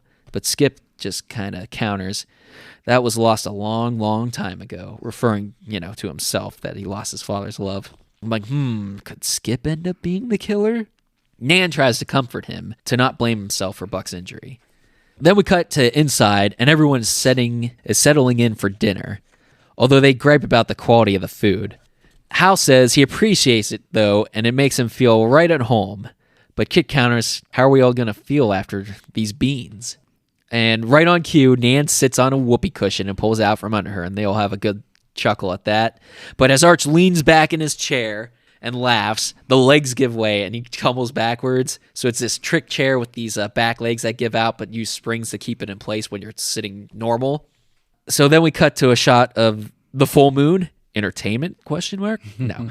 With a wolf howling, but it's just Skip. He's actually howling. And I'm like, am I actually watching a werewolf movie now? Is that the joke? It's a werewolf movie? He's drinking on the dock, and I'm just like, what could possibly go wrong with that? So back inside, they talk about Buck and how he might be doing, but Kid kind of directs the conversation to something else. Let's talk about something else. And Arch asks if they know what they are going to do after college, to which none of them have an answer. Typical college students. They don't know what they're going to do when they get out. But Kit speaks up and says that Rob knows because he got accepted into med school, except he breaks the news that his counselor said to forget about it because he lacks seriousness. And that's what they will be looking for application to med school. So Arch says his counselor said the same thing, but how can anyone be serious when someone could push a button and nuke us all until our shadows glow? Well, given the current state of world affairs, I got no comment on that. So just in time to interrupt the conversation, Muffy brings out glasses of wine and champagne, and Nan makes a toast saying that someone once said to her to cherish the friends you make in college, because they will be the friends you cherish most in the rest of your life. And I'm just like, that's either bullshit or I did it wrong. Who the fuck said that? Because when I heard that, I'm like, I got some people I keep in touch with on Facebook, but like other than that, I did not like become like super great friends with like anyone in college. I was friends with them in college, but it wasn't like we were ever hanging out ever, other than outside of classes. Yeah, I don't think I. About the only one would be our other buddy. We got a couple people named John, but our one buddy John. But we kind of knew him beforehand. Yeah. It just so happened that we ended up going to college with him as well. He was in one of my. He was in one of my. Actually, well, no. He was in one of my classes. He was in a couple of your classes too. I think it was John. No, it was John. Yeah. But we kind of knew him outside of college already from other stuff. Well, right? I mean, I didn't. You did. But anyways. Yeah. Moving on. All right. So Kit asks if Muffy has anything to add, and she says that James Boswell once said, "We cannot predict the precise moment when friendships are formed. As in filling a vessel, drop by drop, there's at last one that makes it run over." And then Arch starts to snore, and I kind of agree here with him here. Get on with it, Muffy. Hurry it up. Get to the punchline. So in series of kindnesses, there's at last one which makes the heart run over. So with this toast, may our hearts run over and our friendships be formed. And like I said, all of this is just an elaborate setup to a joke, because they all say cheers. Muffy kind of lingers with her glass in hand, just kind of looking around, smiling. As they all go to drink, they take a sip, but they're joke dribble glasses, and the wine or champagne or whatever it is just spills out all over them. Yeah. I guess that was the one that made it run over. I'm like, yeah, that's a lot of dialogue just to kind of set up one practical joke on your friends. And then to conclude the scene, she says, "April Fool." I'm just like, who says that? Who says it without the S? It's April Fools. Somebody named Muffy, that's who. Well, they do it again in this movie. I don't know if that's like, did we all just become dumb and start tacking on an S no matter what? Like if you just fool one person, or if it's one joke, is it an April Fool? It was a collective. Moving on. So we then jump to Hal in his room. Hold on. Sure. I'll stop. Pause for a moment. So a fun fact about this scene is when they first filmed it, it was incredibly flat, and there was no collective energy between any of the actors and actresses. And so the director, Walton, he had to scold them, like, because at a lunch break, he scolded them, and they came back and stepped up their game. Yeah. I feel like what a director does, Thomas right? F. Wilson was always on his game, and Chaz, whatever. Clayton Ronner? Yeah. Those two, always on the game. So, that's good. Back with Hal in his room, and he goes to light up one of those cigars as the rest of them make their way to the rooms, with Muffy showing Nikki to her room. Before parting ways, they have a conversation about their previous experience with Arch. Guess Arch was getting some at some point, maybe. As Muffy puts it, he has only two expressions, call her up and call her down. And it seems Muffy dated him first before Nikki. But Nikki tells her that Muffy always seems to get there first with the guys. But this time, Chaz is hers, okay? And Nikki, I think you mean the Mad Pancaker is mine. Damn you, Clayton Ronner. What? She fucks on the first date, man. I gotta hook up with this chick. Okay, will you keep it in your pants? For God's sakes. So Muffy, I got magazines over here. I got Delores over here. I think you'd want me to get it out of my pants. No. Must resist urge to play it. Don't press the button. Must resist urge. Muffy asks about Hal, to which Nikki just replies, yuck. Oh, come on. With that accent, the guy clearly has to be related.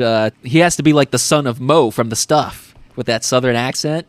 That's what I was just going to say. They call me Mo because I'm Mo. Were you going to say that? I say that he sounded like the guy from The Stuff. Wow, great minds think alike. Yeah. I'm like, who wouldn't want to be or be that guy's daughter-in-law, Mo? I think it is the actor who plays Mo's name Michael Moriarty. I think that's his name. I could be wrong. Maybe. When we get around to The Stuff, which may be sooner than later. Potentially. Anyways, right on cue, we cut back to Hal. And he's puffing away on that cigar. And he's rehearsing his conversation for when he tries to put some moves on Muffy. Then we go to Arch, who enters a room, and he pops up his collar. I'm just like, man, I guess he does have only 2 expressions. Ever since I can remember, I've been popping my collar, popping my... You good there? Yeah. You all right? Yeah, okay. sorry. And he comments, okay, ladies, we're going to have some privacy, and proceeds to try to push the twin beds together, but is interrupted by Chaz going into the room. And he goes, ahem, and plops down on the other bed, and Arch responds, oh, man, you got to be kidding me. And Chaz replies, unless Muffy knows something about us, we don't. Kind of doing the stereotypical gay voice again. I'm like, that was a different time. But then Arch says, hold me, big fella, and leaps onto the bed and says, let's play hide the sausage. Must resist urge to push button. That's even in the notes. I'm doing a bit here. So, well, way to tell people when you're doing a bit. That's not how bits work. That's how I do my bits. I'm doing a bit here. I'll give you 500 bits. Anyway, so back with Hal, he's still practicing his moves while hanging up his clothes in his closet. But he finds a newspaper article pinned to the door stating, 6 die in fog. All I have to say is, can we really be sure that Hal Holbrook died at the end, though? Oh, I gotta turn that up. That wasn't that loud. Try it again. A little better. Anyways. Whoosh, another reference over Perry's head. That's all right. We'll get around to that one eventually. I'm doing another bit here. This is from Hal Holbrook. He's in the movie The Fog. John Carpenter's The Fog. I don't know why I'm talking like some Italiano guy. I'm a greaser on the streets. You need to be locked away. I'll just keep my bits to myself. Jeez. I'm sorry. I've never seen that movie. Go. What? I saw the remake. Oh, my goodness. There's no comparison. I've never seen the remake, but from what I've heard, it's not a good remake. Nothing compares to you. You good there? Yeah, I'm always good. All right. Another thing I'd like to point out. Would this damn cigar explode already? I've just been waiting for this thing to explode since he fucking took him from the humidor or whatever the fuck the thing is. So he sets the article down, and then he opens his dresser drawer, only to see more articles in there. One says, teenagers killed in fiery 3-car canyon accident, with the words, killed, fiery, and accident circled in red along with the picture. And the second stating, woman lives in crash? The fucking autocorrect, ruined me here? That should be woman, I think woman dies in crash? That's right. Autocorrect with the strikes word, again. Probably. With the word crash and the photo circled as well. So Chaz walks in, and Hal, he kind of quickly closes the dresser, and Chaz just kind of looks around briefly and says, wrong room before leaving. So as he walks down the hallway, we hear a loud pop. Finally! And we cut back to a close-up of Hal with his face blackened and the exploded cigar in his mouth, kind of like a Looney Tunes cartoon. And he just says shit and spits out the cigar. So jumping over to Nikki, she goes to turn on the bathroom sink faucet, but it just sprays her in the face. Is everything in this house a joke? Wink, wink. Because, yeah, it kind of is. Then we cut to Arch. Is this movie a joke? What? Don't give it away too soon. Then we cut to Arch in his bathroom. Give what away? With a long sleeve of condoms being held in his mouth. I'm just like, man, Ted Raimi must have made a mint off of this guy. At a buck a pop? I got to do that one. So. See, I got that one, though. Indeed. So he goes to open the mirror cabinet, but inside is a bunch of hypodermic needles, a bent spoon, and the rubber tubing hose that you use to tie off your arm with. For heroin. Shooting up. It's heroin. Yeah. So. She's like heroin. Yep. So it appears everyone has something in their past that someone is trying to exploit.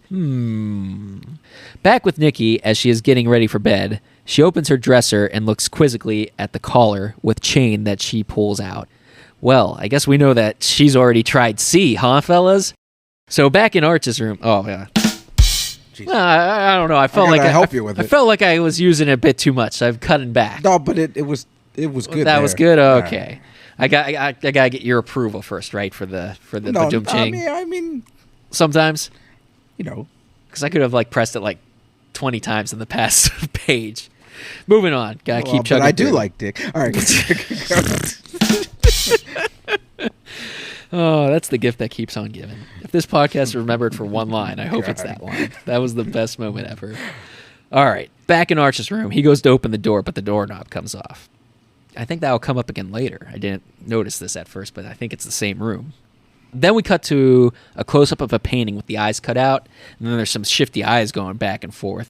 But Rob and Kit are looking at it, and then Rob removes the painting and reveals one of those shifting eye cat clocks and just places the painting outside the room. So over in Nan's room, she's showering in her bathroom, but we hear a baby crying in the bedroom. She comes out to investigate and opens a closet to reveal that the sounds are coming from a tape recorder inside. Maybe that one might have been a bit too personal. And I don't know if I want to talk about this now or maybe later. I think I might talk about it later in the script, but I wonder if some of these are just coincidence and they were just randomly placed there, or if they were actually targeted. Later on, it kind of sounds like they were just randomly placed. I think we'll talk about it later because I think I have it in my notes in the big reveal at the end. So we don't want to talk about it yet. Yeah. So back in the living room, Muffy is gathering up all the dolls and turning off the lights. Wonder what she's going to be doing with those dolls. Then we are back with Kit and Rob getting ready for bed, and they're taking off their clothes. It looks like Amy Steele's getting ready to pull down her panties for a second, but I guess she was just adjusting them. Which I'm like, damn, Amy Steele, another good-looking woman. But she's the final girl. You can't see her naked. Did you see that though? When she is like adjusting. Well, I mean, I said final girl Amy Steele when I introduced her. Oh, I don't know. Yeah, that's shit goes over my head all the time. I think I actually called her a scream queen, but she's definitely an infamous final girl. So you're a final girl. Whoa, what? That's a little weird. What? I can't call you a final girl. Don't misgender me, sir. I'll be offended. They live. Cut that out. Fucking, I'm doing it live. I'm leaving it in. No, I'm just kidding. I might cut that out. We'll see. I'll see how much I laugh at it when I'm editing. So I got... is Rob stuffing? That's the other comment I put down here. Like, not that I'm like looking intently at his crotch, but... I didn't look at his crotch. I think Rob might be stuffing here. I don't like dick that much. I thought you might know. You seem to be the expert. So Rob's still a little angry from dinner, but not at Kit, revealing, trying to play, make him sound like a big shot. He's a little bitch. He finally gets into bed and goes to turn off the lamp on his nightstand, but when he turns it out, a lamp across the room turns on. So he gets out of bed to turn it off, but then another one turns on. So he goes to turn off, it's the ceiling light this time. So he walks over to flip the switch for that one, and then the nightstand lamp pops back on again. And Jenny's chuckling at this point. Jenny? I don't even know how the fuck that happened. Johnny. Well, her Friday the 13th Part 2 character is Ginny, so I don't even know how I got Jenny. Amy Steele, she's chuckling at this point. So Rob finally just decides fuck it, and he unscrews the light bulb from the lamp. And then they go back to bed. Maybe making love, but we don't know. But then the cat's clock's eyes light up and is watching them. Or I should say, is it watching them? So Arch continues down the hallway, puts his ears to one door to listen in on some action, and then he tries to check out another door, but there's nothing in that one. It's kind of like locked. Maybe it's a closet. We never find out. They try to go in that room later, and same thing. Nobody goes in that room. So he goes to the next door, pops his collar up, and walks in only to find Chaz and Nikki going at it. But what the fuck are they doing? I don't know. The way they are contorted is ridiculous. So what's that? There's that 90s movie. Is it Showgirl or Striptease? The one has that infamous sex scene where, like, it's got that famous actress in it. Do you know what I'm talking about? I forget that it's like Showgirl or Striptease, and it's got like a ridiculous sex scene where like her fucking pelvis is like in the guy's fucking stomach, and it's like that's not where the wiener is. Oh, you mean The Room? No, because if you're in the room, the room has a bad sex scene like that. Yeah, because it's like fucking. I forget. It's some '90s dumb movie about like a showgirl or something. Striptease, is that it? 1990s. Yeah, I haven't seen these. Demi Moore, yeah. Like I think it's like the sex scene with her. Rummer Willis. No, I'm pretty sure it's the sex scene with her and like Burt Reynolds. I don't know who she's got the sex scene with. I think that's the name of it. If I'm remembering correctly, that's the one with they're both movies, but yeah. Yeah, I can't remember. One has a ridiculous, like, terrible, like, just because it's like that's not no, and like yeah, she's like literally like right here, like humping the guy, and that's like that's not the wiener is not in the center of the stomach, people. You mean the vagina? No, the wiener, because she's on top of the guy riding him on his stomach. I don't know. That's called cowgirl. Yeah. Anyways, Mo. moving on. Fucking terrible. So Arch goes back to his room to study the history of pornography in America with the only available lady left in the house, Rosie Palm and her 5 friends. So I guess Chaz was right when he said someone was going to end up pulling their wing. So he grabs his magazine. This is not the same magazine, though. This is not the Boudoir magazine. I can't quite tell what it is. If you know, let us know. Sits down in the chair, and then he goes to lean back. But it's another one of those trick chairs, and he falls over backwards again. And he's pissed off this time. And he yells out, "Really funny, you guys. Better ride than you can give me." Tom Wilson. Underrated, I think. I mean, well, he's great in Back to the Future, but I'd like to see him in some more roles outside of that. He's good in Freaks and Geek, even though he's more of a, he's a teacher, so, Yeah. Anyway, so then we cut to outside where an inebriated Skip stumbles down the dock and heads into the boathouse. It's pitch black in there, and he hears a creak and yells out, "Who's there?" And he whips out his switchblade. But it's just a cat scare as a cat lands on him. And just the way this cat comes in, I feel like this is another one of those instances where somebody just tosses a cat onto the actor. Yeah, I was like, what the fuck? Where the hell is this cat come? To be fair, I don't know how you get a cat to legitimately jump at somebody, because cats are kind of finicky anyways and stubborn. Yeah, not all cats, but I feel like it would be difficult to get a cat to do that. It's got rabies.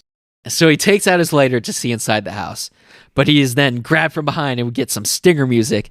Temple magazine held up. Magazine I have here. Temple magazine pops up in the corner, got a stinger, and we cut to outside of the boathouse and then the main house. And then we go back to the glowing-eyed cat clock. The cat sees everything. It sees all. The next day, Hal is outside on a balcony getting his morning exercise when Nikki opens a window and looks outside. And she's only in her underwear and an unbuttoned shirt. Woo! But we don't get any nip slips here. And she quickly covers up and goes back in when Hal notices her. So back inside, Kit and Rob come into the kitchen to find a rather kind of... Yeah, but did you see what Hal was doing? He had this stretch had this rod, weird stretch rod with a spring that it gives you tension, and you stretch it, you bend it. And then when he sees her, it shoots up boing. I mean, hey, that's what my wiener would be doing, going boing. Oh my God, your fascination with this, Nikki. It's beyond. Back inside, Kit and Rob, they come into the kitchen to find kind of a rather lethargic Muffy making breakfast. And they wish her a good morning, which kind of startles her, and she jumps. And she says she must look like a mess and ducks out to the stairs, bumping into Arch, saying she forgot to get dressed. And now all of a sudden, she's kind of acting really weird and not of her normal character that she was acting earlier. And Arch comes into the kitchen and asks who made her night. So now outside, the gang is enjoying themselves with some leisure activities like soccer. And when Arch asks where's Skip, Chaz replies it depends on what he's on. I.e., he's kind of like a boozer because obviously he was drinking. I think he also kind of went when he was down at the docks. It looked like he was going towards. It looked like a marijuana plant. I thought it was going to be poison ivy because poison ivy has a similar leaf pattern. Yeah, and I'm like, is he gonna? I'm like, is this? Yeah, he's gonna smoke poison ivy. Die? So that's what I thought. But and now knowing about his incident, that just makes this even. Yeah. A little more too close to home, but they didn't know back then. It was a year before that even happened, so it wasn't intentional. So everyone is participating except Nan, who is kind of being a downer, and she's just working on her schoolwork. But eventually, she can't concentrate. You can see there's some frustration on her as she slams her books closed. She's a bitch. Well, I think the baby recording hit a little close to home there. She still would. So it's still on her mind. I know. So she stands up, and we see Muffy carrying a basket and walking slowly in the distance. And she kind of runs over in that direction to confront her, but she's disappeared. And Muffy kind of almost seems like she's in this trance, too, while she's walking. And meanwhile, Rob and Kit, they go down to the dock. But he's still brooding about what the advisor said in his future. And they have this funny little bit in their conversation. They go back and forth saying that, he's right. And he's like, I know I'm right. And she's like, I know you're right. And he's like, I know I'm right. And it's like, yeah, you are right. You're a jerk. To which Rob agrees before going to the boathouse. In the boathouse, they lay down in a towel, and Amy still lets down her hair and motions for him to come hither. So she yanks his towel away, and he kind of like grabs at his junk to like cover up. Like, I mean, he's actually wearing shorts, but you know, they're kind of like you're doing the little play thing, like, oh no, you took off my towel, I'm exposed. So she really wants that D. Like, somebody else must resist urge. Not gonna do it this episode. So they lay down on the towel and they start making out. And we get some interesting cuts to a fishing net hanging from the dock and some junk hanging in the boathouse. But we also cut to kill number 1. Skip is floating on a dinghy underneath the boathouse. And we get a stinger, Temple Magazine, as Kit rolls over just in time to see his corpse through the cracks float on by. Stop playing with your dinghy. Must resist urge. She screams, and her and Rob run out, and Rob yells, saying, "Skip, you son of a bitch." Think it's just another April Fool's joke. But after yelling his name again, maybe it's not a prank? As they run back to the house, Chaz is recording and says, a respectable young Quaker couple returning from a quiet afternoon of nonviolent sex. And yeah, Arch yells out and asks them, how was it? So Rob asks them where Skip is and if anyone has seen him. But Nikki replies back with, who wants to know? But Rob isn't amused and shouts, God damn it, can't you just give me a straight answer? Because, you know, he thinks something might be seriously wrong, which it could be. Mm-hmm. Or is it? Wink, wink. So they look a bit unnerved, and Kit fills them in on what they just saw, stating that he looked dead, unless he was joking. Rob then asks if anyone has seen Skip since last night, to which no one has an answer. So the guys go with them to look for Skip. As they leave, Muffy comes back as the guys run by and asks, what's happening? And then looks at Nan and asks, is something wrong? Kind of like in this unfazed, nonchalant, and spaced out kind of tone. They go down to the dock, and Chaz finds Skip's knife. But the blade is snapped off, and it looks like there's a faint amount of blood on it. So Arch asks if they think it was the guy on the ferry who did it, but Rob doesn't know quite what to think. So Arch says they should go looking for him, either Buck or Skip. Chaz replies as in, split up? Scooby-Doo style? To which he says, yeah, and says, no sucker's taking me in, as he grabs this makeshift weapon. I don't know what it is. It was a boat oar. Was it a boat oar? That's why I put down an oar, but it kind of looks, I don't know if maybe the one end is broken off that actually has the flat oar part. So he storms off to look, and Rob and Chaz slowly follow him. So we got Fred from Scooby-Doo saying, let's split up, gang. But Muffy replies, oh, that's another soundbite we could get for when people split up. Write that one down, too. Scooby-Doo, Fred. From the shit? What? Okay, yeah. Okay. What? Hey, now. What? Back in the house. Hold on, I got something here. Oh, sure. So, freaking Kit saw Skip's dead body below it. They search outside of the damn house, but they never go in it or, like, search under, like, you know, you saw it kind of floated on by. Yeah, I know. It's a little weird. I'm like, why the fuck wouldn't you go look in there? Well, maybe it wasn't there anymore. I don't know. Because they did go back down to the dock, so maybe... They just went, like, outside of it. It's like, I don't know. Start the forensic scene out here. We'll never get inside. Anyways, meanwhile, back in the house, Muffy is rinsing off some plants or vegetables that she picked. I'm not sure. They didn't really look like vegetables, but they look more like plants. She's rinsing them off in the laundry room sink, and after she's done, she goes to try to leave, but suddenly her path is blocked by a teary-eyed Nan, who says she knows why Muffy is avoiding her, and as she's crying, she accosts her, saying that, I guess this is your idea of a joke, continuing with, that's why you invited me, isn't it? And then asks, how did she find out? From one of her preppy friends? But Muffy replies, still very unfazed, I don't know what you're talking about. But Nan responds with, oh, you mean the tape just got there, just appeared? You know, I thought you wanted to be friends. And all this is happening while Hal is eavesdropping on them from the staircase. Meanwhile, Arch is heading into the woods around the house, alone, looking for Skip. I'm sure this ends well. Right on cue, the spooky music kicks in, and as Arch looks around at the distinct sounds of branches snapping around him from different directions, we see a snake close by, getting ready to strike. After stepping by the snake, a rope trap springs. You know, one of those ones you tie to a branch of a tree and it pulls you up and then you're hanging from the tree upside down. Mm-hmm. And Arch screams as the snake kind of makes several failed attempts to strike at him. Eventually, somebody wearing some blue slacks comes up and kicks the snake aside. A very routine but effective shot keeping the person's identity a secret. Biff, hanging upside down, looks up in horror, and we have kill number 2. Biff hates manure in his pants. That joke will make sense later, I promise. Manure. For now, Arch is off screen to death, and it looks like it's back to the casting office for a new role for him. Meanwhile, we cut back to Nan, who seems to be falling apart as she's outside and sits on a stone bench alone, weeping. Back with Kit and Nikki on the porch, Rob returns and they ask if he has seen Skip, but it looks like he's skipped town. Did I actually put that joke in there? I even capitalized the S. I can't believe that seems like even cringy for me. Chaz comes back and says he had no luck finding him either. Then Rob asked the important question, where's Arch? But Chaz thought he was with Rob. And I'm just like, oh, I'm sure he's just hanging around. Man, these jokes keep getting worse and worse. God. Amy Steele uses her veteran final girl skills to realize it's time to call the police. I knew there was a reason she's one of my favorite final girls, even though I think she's only a final girl in 2 films, but she's still one of my favorites. As they are heading back inside, Muffy steps out holding an assortment of flowers and a knife, maybe some pruning shears or scissors, and having overheard them, gives them the number to Constable Porter's home office. 8248. I'm just like, 4 digits? Really? And asks if they would like some tea, still without any kind of like emotion on her face. I'm like, there's something going on with this chick here. Raku. Yeah. Would you like some tea?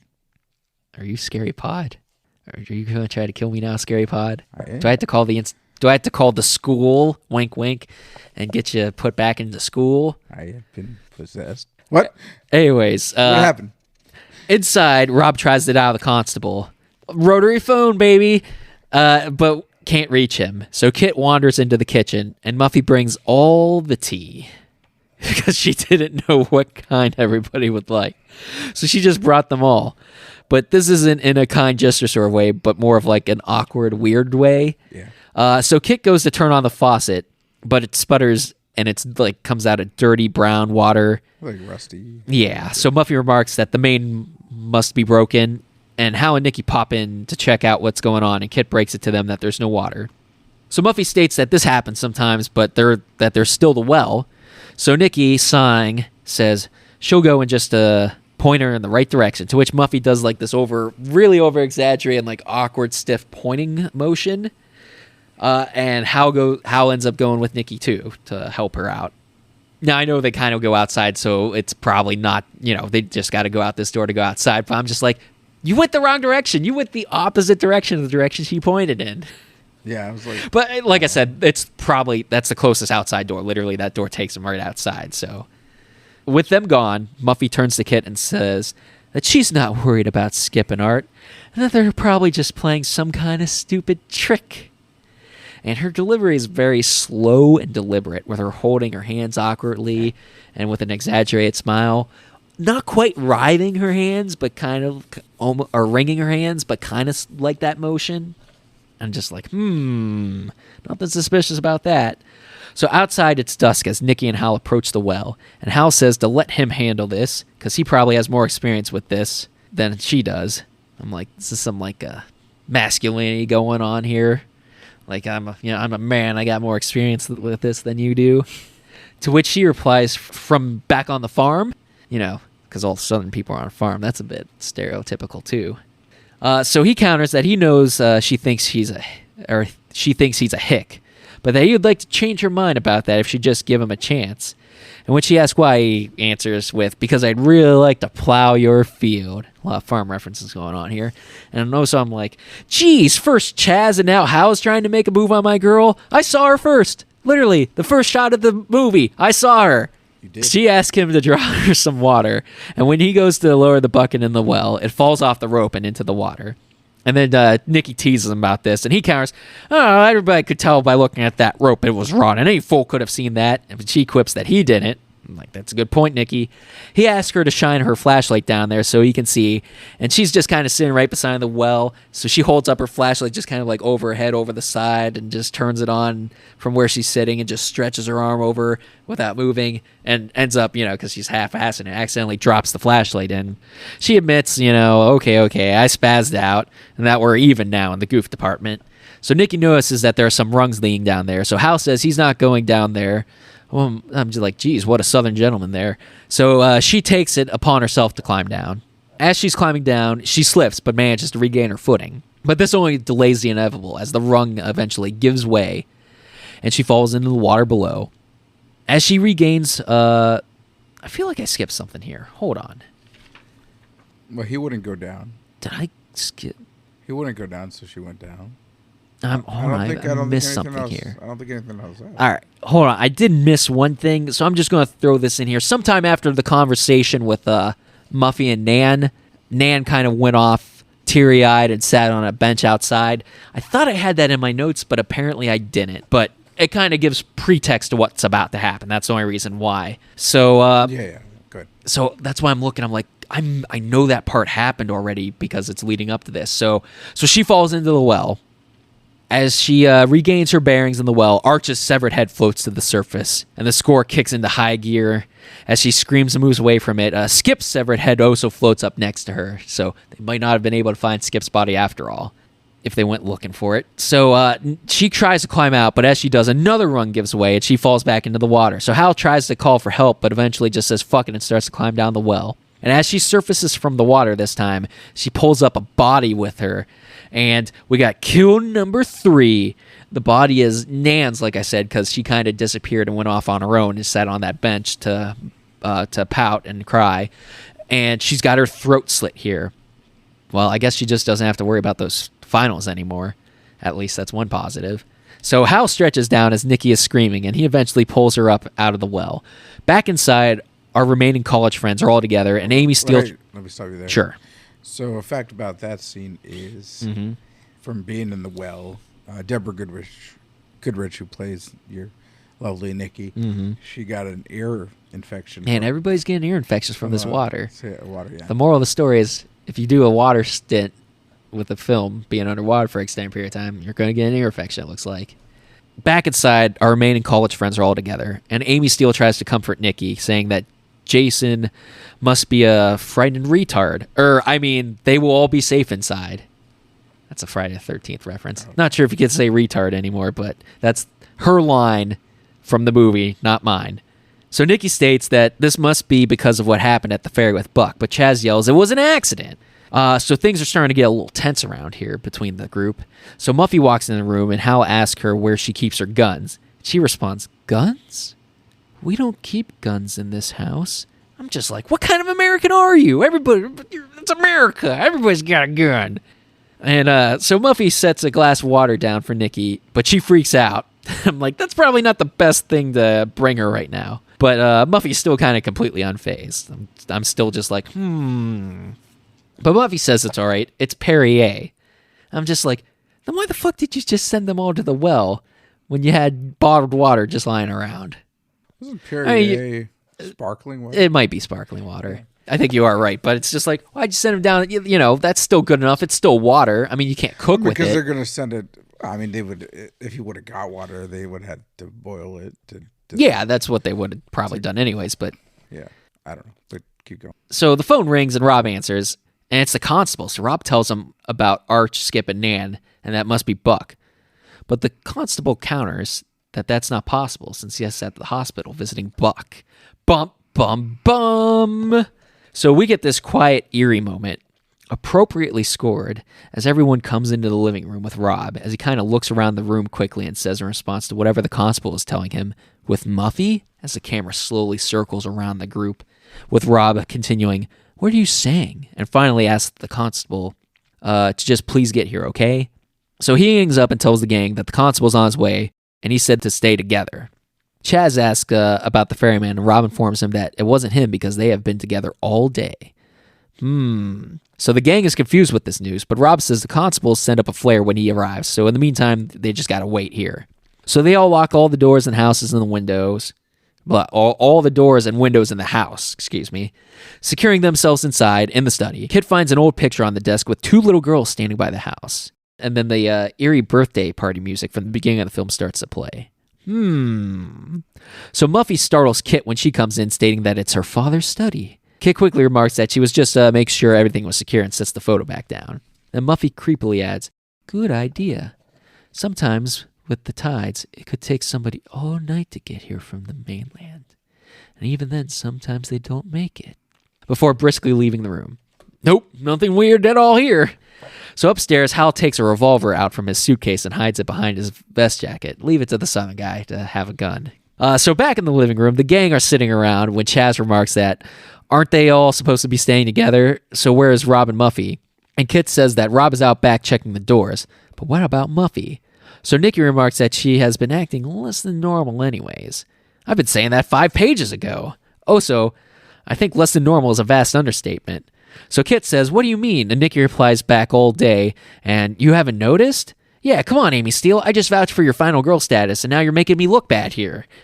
I guess Rob could go back to Jennifer Aniston, but it took him and 3 other people to help her survive, so I can't really say she's a better final girl than Amy Steele here. So Nikki points out that Muffy has been wearing nurse's shoes the whole day. The plot thickens. And I feel like that's a good time for us to take a brief break here, so we'll be right back. And we're back. So, next Hal mentions that she was arguing with Nan in the hall about something Nan found in her room. Something about an abortion. Jeez, another little too topical for today's environment again. So Nikki comments that she found something in her room too and holds up the bondage gear. But she says she doesn't think it was intended for her. Chaz comments, oh really? And she tells him, fuck you, Chaz. I'm like, no, you already did that earlier. In weird positions. Yes. So Hal confronts Chaz and asks what did he find, but he says he didn't find anything, and he spent the night with Nikki, and then turns the tables and asks Hal what did he find. I still want to know who the bondage stuff was meant for if Nikki is telling the truth. So Hal tries to deflect, but Chaz pushes the issue, saying that when he came in, he was jumping around like his ass was on fire. I would tell Hal to blame the cigar, but that didn't happen yet. Hal says it was nothing, though, and just some newspaper clippings about some car accidents. And were they from the Burley Observer? I couldn't quite see. Yeah. I needed to enhance. I feel like that's our running Enhance. newspaper gag. It's like, is it from the Burley Observer? Enhance. Till we find another newspaper. Enhance. And did any of the articles also mention a madman on the loose in a Santa outfit? Enhance. I would say that would explain all the murder so far, but it's an April Fool's Day slasher, not a Christmas one. I think it was David Copperfield. Maybe it was David Copperfield. So Nikki tells them to knock it off with their bickering when Rob comes back into the room. Nikki wants to know how Muffy found out about all of this stuff. When Kent interjects that Jason must be a friend of retard, to stop it. And what happened to their talk about friendship and undying loyalty to his mother. Each other. Sorry, I'm getting my Amy Steele movies confused here. This next part is great as Kit continues saying that are we actually going to sit here and discuss the possibility that Muffy, who's a very good friend of ours, has invited us all here this weekend too, and then Muffy walks in. I'm just like, awkward. So Muffy announces that she is going upstairs. And Rob tries to tell her, hey, we should all stay together. But Muffy ignores him, stating that this is my house and that she'll be in her room. And still acting strange in the way that she carries herself and her line delivery. With her going upstairs, Nikki decides to go upstairs too, since they are all starting to get on each other's nerves. Hal tries to justify it by saying it's fine as long as they all stay within shouting distance of one another. So Nikki asks if Chaz is coming. He eventually gets up and follows her. Nikki, I wouldn't have hesitated if you told me to come with you. Just saying. As they leave, Rob says that he's going to try to find a way into the attic, figuring he'd see the constable better from up there when he arrives. So Hal tells him that he'll keep watch on the stairs while he does that. Muffy goes into her room, locks the door and sits on her bed while rotating the key in her hands. And meanwhile, Nikki and Chaz are arguing in their room as she's packing her things and getting ready to leave. Chaz argues that they're supposed to stay together, but she counters, oh yeah, that has been real effective so far. I'm like, well, technically, the only people who have died are those that have been alone. So, while getting ready, though, she turns on the faucet in the bathroom again and still gets sprayed in the face. Chaz tries to get her to relax, but she retorts that 3 people are dead, and you were telling me to relax? And to try to get her to line up. He puts on his this leather mask and asks her, would the Birdman of S&M worry? So she tells him to take that thing off. So he decides to try a different mask that covers his entire face. To which he says, you're such a jerk. And he replies that, this one is turning you on, I can tell. So he says, kiss me, you savage she-devil, and wraps his arms around her, but she just pushes him off and onto the bed and leaves the room. So he just continues to lie there on the bed and calls to Nikki to come and get it. Remember, people, boning is always more important than staying alive. Especially with Nikki, right? Yeah. He's got his priorities straight. He's like, there's a killer on the loose. Let's just have sex. So the eerie music kicks in as a gust of wind blows through the window, and we cut away from Chaz. And when Nikki comes back, we see Chaz lying in the bed, and he's got his hands positioned over his crotch. You know, I didn't mention it yet, but he's kind of been in these. I don't know if is he in shorts. It looks like they're shorts, but it could be like boxers almost. I think they're more shorts though. I don't know. Because I couldn't tell if there's like the boxer slit, the whole. I think they might just be regular shorts. I'm not sure. Wearing, like jeans or something. No, he's wearing shorts. They're not jean shorts either. They're like pajamas. Yeah, it's I don't know. not important. So Nikki comments, "Oh, very subtle, Chaz. What am I supposed to do? Just throw off my clothes and jump on top of you?" I'm just like, "You can jump on top of me anytime, Nikki. Hey-o." So she also says, "What is this? Show and tell? You show me yours and I show you mine? You could just take that thing and shove it right back in your pants, kiddo." But Chaz, he's still eerily silent. So fed up with him not saying anything, she kind of just smacks him and ends up smacking his hands and asks him to just say something. That leads us into kill number 4, Chaz's botched circumcision. With his hands moved away from his groin, a giant bloodstain is revealed. As Nikki backs away from the body, we see someone hiding in the corner behind the open door to the bedroom. And they step out as Nikki turns around and she sees the killer with kill number 5. Nikki is off-screen to death. Great. Now I really do have to find that DeLorean from Biff and go back in time to save Nikki. Also, I had to go back to get that boudoir magazine off of Biff. Maybe I can trade him a Gray Sports Almanac for it. Do you think he'll accept that trade? A Gray Sports Almanac for the boudoir magazine? Maybe. Maybe? Okay. Meanwhile, Rob and Kit go into the attic to check it out, and she remarks that no one has been up here in years. Rob checks out the window, but doesn't see any sign of the constable or his boat yet. Then Rob reveals the rest of his phone conversation to Kit, telling her that the constable said something else about Muffy. He said not to trust anyone, and that's why they were supposed to stay together, so no one was left alone with anyone else, especially not with Muffy. So Kit asks him, what did he mean by that? But Rob says the constable didn't explain. Kit thinks it's ridiculous, but Rob counters, is it? The constable has known her a lot longer than we have. So looking around the attic, Kit notices something and asks, what's that? And takes Rob's flashlight and shines it onto a bunch of dolls sitting on the floor. But not just any dolls. The dolls they each had at the dinner table the night before. So getting closer, we see that there are only 4 dolls left seated on the floor, with 2 doll heads and 1 female doll sitting in a bowl of water. It shows us exactly who is left and where the killer puts the remains of the others. So I never noticed this before, but I have an old MGM DVD of this. But on the Shout Factory Blu-ray release, on the cover, it's got like the dolls for the cover art. And so there's a noose around Hal's, which I'm assuming it's in this shot, but I never, because it's kind of tough to see the dolls, but I'm assuming the noose is there. I never picked up on that. I'm assuming based on that cover art that it's there. And then Rob points out that there are 2 more over there, and they pan over to see a male and female doll, both covered in blood or paint and lying on a cloth. So as Rob picks up the 2 dolls, we hear a sound of a flare soaring through the air as it illuminates the room a bright red through the window. So they leave the attic to get ready to head for the dock. While Rob calls and looks for Harvey, Kit goes to check for Nikki, but the door to her room is locked, so she goes to another room, and the creepy music kicks in as the door slowly closes behind her. Hearing this, she goes to open the door, but the knob comes off. She goes into the connected bedroom, and Rob startles her as he comes through the doorway. He can't find Harvey, and she can't find anyone either, saying that Nikki's door is locked. But when they go to the door, Rob turns the handle, and it opens right up. So we get a close-up of blood dripping on the floor before going to a sequence of cuts that zooms out, first showing a larger puddle of blood at the base of the bed, and then another cut to the blood-stained sheets. And Rob turns on the lights, and they see the grisly spectacle, which causes Rob to exclaim, "Oh, Jesus." So Rob starts to make a run for it, but Kit asks, wait, what about Muffy? And Rob says, forget her. So she counters, but she's my friend. So she runs to open Muffy's bedroom door, but something is blocking it. So Rob, he comes and helps to force it open, but they find kill number 6. Hal is hanging around. Hal has been hung from the ceiling with his hands and feet hogtied using the rope that hanged him. So as I alluded to earlier, there's a little hint that, Rob's already been hung. Yeah. So Rob tells Kit to run, so they head out onto the porch and run down the stairs and onto the dock. But Constable Porter is nowhere to be found. Rob goes to check the boathouse, but Kit tells him not to go in there. Should probably listen to the professional final girl here, Rob. She knows what she's doing. So they check the constable's boat, but there's no key for it. But what they do find is a letter from the state hospital. Ooh. The letter states that the escaped patient has not been found, and he is believed to be heading to her home in your jurisdiction.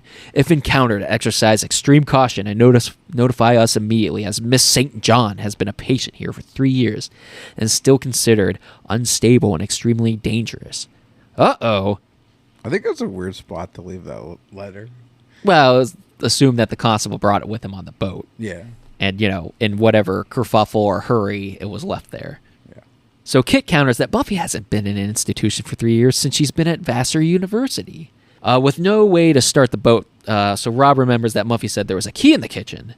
But Kit, she's like, I don't want to go back there, Rob. But Rob says they have no choice. So, I guess they could swim for it. Be like that guy who swam across the English Channel. It's possible. I don't know how far they would make it. There was like a little other island thing. I don't know.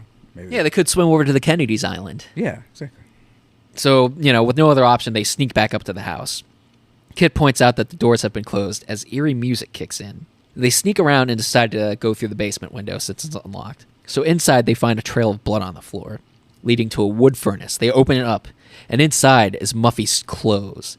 Looking around with the flashlight, they happen upon marks on the wall measuring height for children. One named Muffy, and the other Buffy. And I'm just like, oh my god, Muffy's sister is a vampire slayer. So no, Kit really starts to put all the pieces together. The picture in the study, the letter, the markings, to come to the conclusion that it isn't Muffy killing everyone, but her twin sister Buffy, who has swapped places with her at some point overnight. She's trying to explain this all to Rob, but he is staring behind her, and Kit turns and says, oh my god. And that's not how you say it, right? We don't have that soundbite yet. You're supposed to say it, oh my god! Why don't you just clip that? That was pretty good. That was pretty good. That was pretty good. Yeah. If they ever need to remake Troll 2, I guess I could be the oh my god guy. And now they're going to kill me. Oh my god! Once again, it sounded good. Yeah. Just clip that. So they see the painting with the eyes cut out from their room, but now it's down in the basement. But someone is behind it, and it's not a cat clock this time. So Rob grabs a lead pipe, and Kit goes to pull it away to reveal kill number 7, Muffy's severed head, which rolls forward and falls into Kit's hands, and she just starts juggling it, like hot potato, in her hands trying to get rid of it, and screams. I'm like, well, maybe now we have someone more appropriate for David Gale's severed head to date now. And if that doesn't work for him, maybe we can hook him up with the mayor's daughter from Cemetery Man. Maybe that'd be more appropriate. You haven't seen that, but it would make sense if you've seen it. So then Buffy closes the basement window on them. Buffy, wink wink, and nails it shut, trapping them inside. So they run upstairs and start to look for the keys to the boat. But Muffy appears at the window to the door leading outside from the kitchen and rattles it, trying to open it, and then just looks inside creepily at them. And they start to look frantically through the cupboards and the drawers for that key. As they search, Buffy slides the knife in between the door frames, sliding it up and down to try to unlock the door and get the lock bolt to unlock. Rob is getting frustrated, yelling, damn it, where is it? But eventually, he opens a closet door and finds a key rack inside. But the door quickly slams and locks behind him as Buffy manages to unlock the door and get into the kitchen to confront Kit. Rob yells for Kit to let him out, but it's too late for that. Buffy approaches Kit with this amazing, psychotic, intense expression. Deborah Foreman does a great job with the facial expressions throughout this film. So Kit runs and Buffy gives chase, and they head into the dining room. Meanwhile, all Rob can do is yell for Kit to run. So Kit tries to reason with Buffy, asking her to just leave them alone as Buffy slowly approaches her. Kit takes a fast step backward, which kind of causes Buffy to hop to her right to prevent her from escaping. It's just a hop to the right. Left. It's a step to the left and a hop to the right. I don't know. I'm trying to remember. Give me a little bit. Yes, it's just a step to the left. Nah, I'm screwing this. Moving on. We'll do the time warp again some other time. Anyways, Delores. All right, good. What? Oh, yeah, time warp Delores out of this fucking place. No, Dolores. I've been asking for a Pepsi. Oh, the DeLorean. Yeah, I don't speak English here. Sorry. That's all right. Oh, we do have to rag on Dolores a little bit. Poison me. You all right there? I smell. Oh man, don't drink anything here. Dolores is spiking the drinks. Scary pot inhabit my body now. Hello, Rocket. Let me find my place again. I'm back again. Okay. Sit around.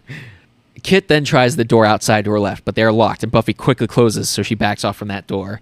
So Kit then makes another move, running around the dining room table, which causes Buffy to just jump onto the table.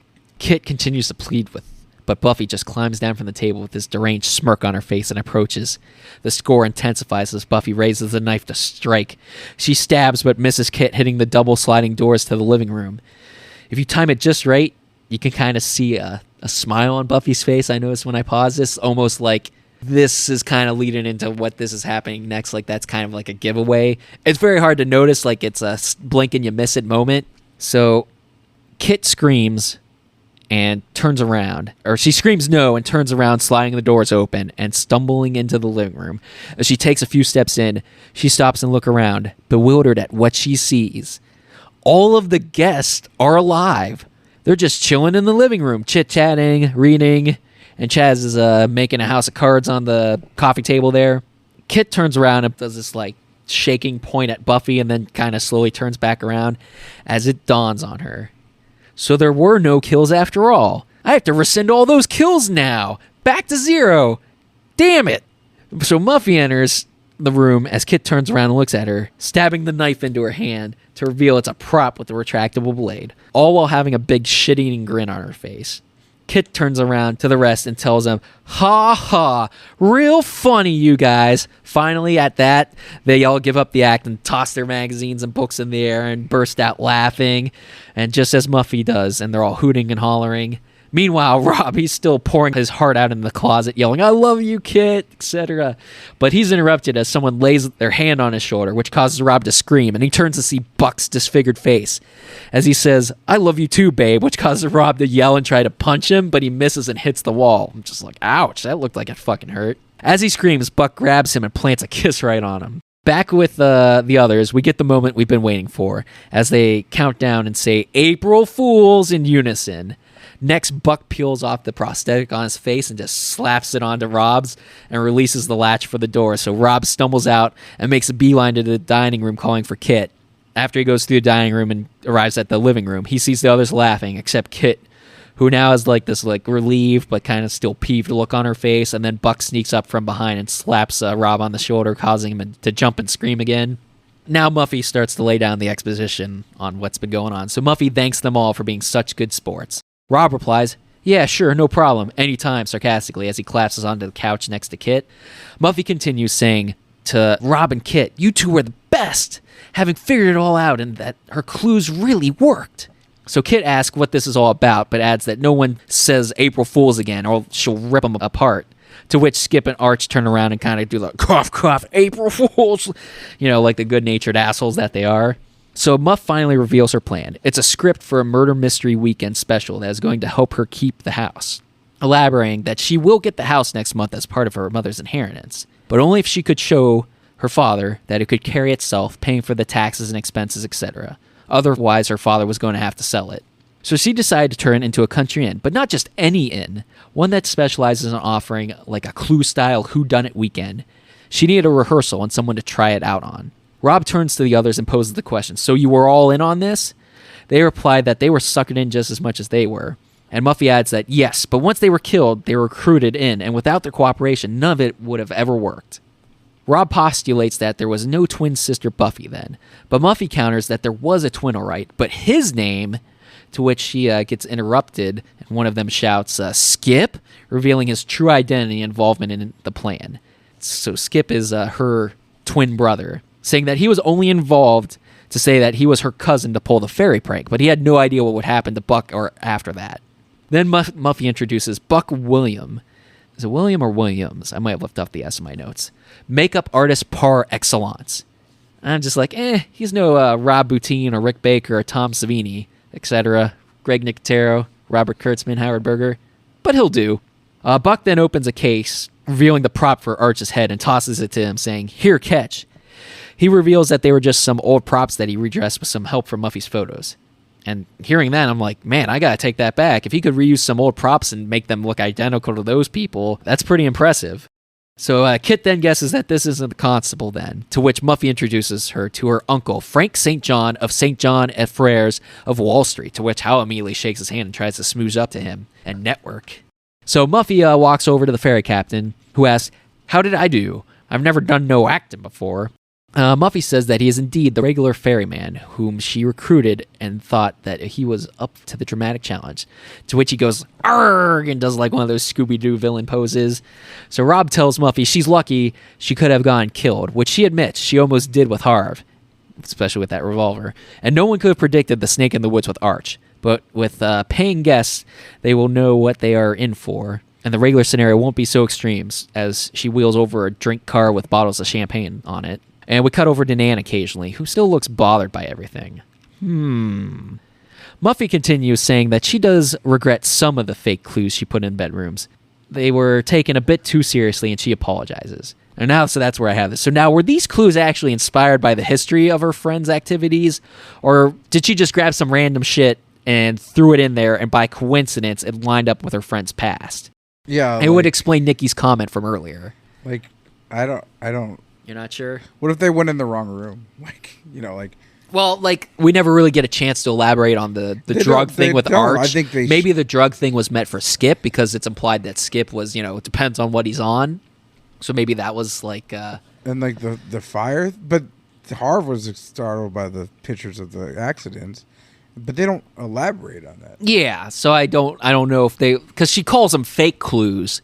So, like, things to throw you off of guessing who the real killer is in an actual murder mystery. So, I think that might have just been coincidence, but I don't know. They don't really give any detail on it. Then she shouts, "But we had fun, didn't we?" And she starts to pass out the ball, saying that she's never going to forget this weekend as long as she lives. Which may not be long. Bum, bum, bum. Arch chimes in, saying, "You're telling me, when I was in the woods, I nearly crapped my pants." And the captain counters, "What you mean, nearly? I was there, remember?" And the joke comes full circle. And to quote something else, "Isn't it amazing?" Paraphrase more or less. This might not be the exact quote. "Isn't it amazing how everything set up in the first act comes back in the last?" Oh, some pizza dough was supposed to fall on your head. Damn it, Delores, I told you when I said that line, a pizza pie thrown in the air was going to fall on Perry's head. If you guys get that reference, let me know. I don't see any pizza. Where's the pizza? It's a quote from another movie. I think we've watched it before. Dolores, where's but pizza? I'll leave you to. Do we have pizza? I'll leave everybody now? to guess the reference. Is that a new flavor? Goddamn Dolores! Never rely on her to do anything. They don't even have Cinnabon pancakes here. Fuck. Yeah, what are you gonna do? So there's an awkward silence as Chaz speaks up and says, "Arch, you browned your trousers? Come on, he's used to smelling like shit by now."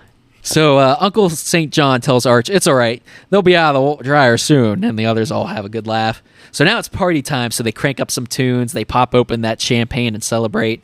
Arch is even giving his severed head a drink of champagne as Chaz makes out with Muffy's severed head, and he slowly lowers it to his crotch. I'm like, hey, that's Stuart Gordon and David Gale's bit. Also, how could she? I was going to hook her up with David Gale's severed head.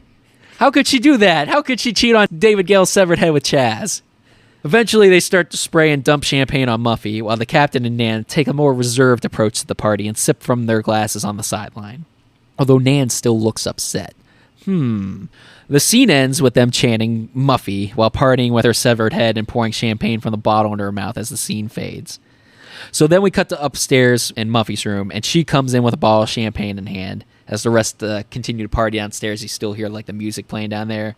So she takes the noose down from the ceiling and closes the door, and she's startled a bit by the door slamming shut in her drunken stupor because it kind of slams shut louder than she thought it would. And she kind of just turns and looks and sees a present on her bed. And she looks confused. So she picks it up and shakes it, proceeds to open it. And what's inside? A Jack-in-the-Box, Perry. Which cues up our creepy birthday theme again, which is a very good theme. I do like it. As she sits down on the bed and takes another swig of champagne, and she then proceeds to slowly turn the crank as the camera zooms in on the Jack-in-the-Box. She pauses before it pops open, holds it up to her ear and shakes it again, then sets it aside and crosses her arms in defiance. Perhaps she doesn't want to be tricked by it again, like the beginning, or fall for one of her friend's pranks. Curiosity gets the better of her, though, and she grabs the box and turns the crank. And out pops the Jack-in-the-Box, which is just your normal jester Jack-in-the-Box. But as she does this, we get a stinger. Tempo magazine flies in the air, and a figure grabs her hair and pulls her head back, and we have kill number one, because we had to reset. It's Nan. With Muffy's head pulled back, she takes a knife and slits her throat with blood pouring out. Muffy screams and leans forward, grabbing her neck, but Nan leans forward, smiling as Muffy pulls her hands away, still alive and shocked, as Nan reveals that she tenebraed Muffy, showing her a prop knife with a blade covered to fit the neck and one of those squeeze bladder bottles attached for pumping blood. She chuckles and says, "April Fool." I'm just like, where's that damn S again? And kisses her on the cheek as Muffy looks at her. Nan kind of gives her this like pouty, like, "Oh, don't look mad at me," face, because turnabout is indeed fair play. And so, wait a minute. So that means that there's no kills in this movie whatsoever? What a ripoff. That's all right. So we get one last shot. I concur. A close-up of the jester from the Jack in the Box. And it winks to give us one last taste of that creepy whistling score. And then we roll credits. But we do get this very fun, lighthearted song called "Too Bad You're Crazy." That's by Charles Bernstein, performed by Jerry Whitman with Linda Harmon, Angie Jerry, and Donna Davidson. I don't know if those people are relevant, but it plays during the credits to kind of emphasize the overall tone of the movie with the ending. And one of the songs, apparently, it's not performed by, but I guess it's written by Randy Newman, I saw in the credits, which is interesting. The salad dressing guy? Yeah, isn't that the guy that did the Toy Story? "You got a friend in me," right? Or whatever. Didn't he do... Am I thinking the right guy? Newman's Own Dressing? No, Randy Newman. "You've got a friend in me." Yeah. Didn't he do that? don't I think so. So This movie and that really was sucks. April Fool's Day. Oh, what you April Fool's. you got anything to add before we take our last bite here? I do. So, do you have anything about the alternate endings? I do. All right, because I know both of them, but go for it, buddy. I guess there are two, but so I'm gonna quote the. I don't know how many of them were shot. The IMDb, but the film originally had a much longer and more twisted ending.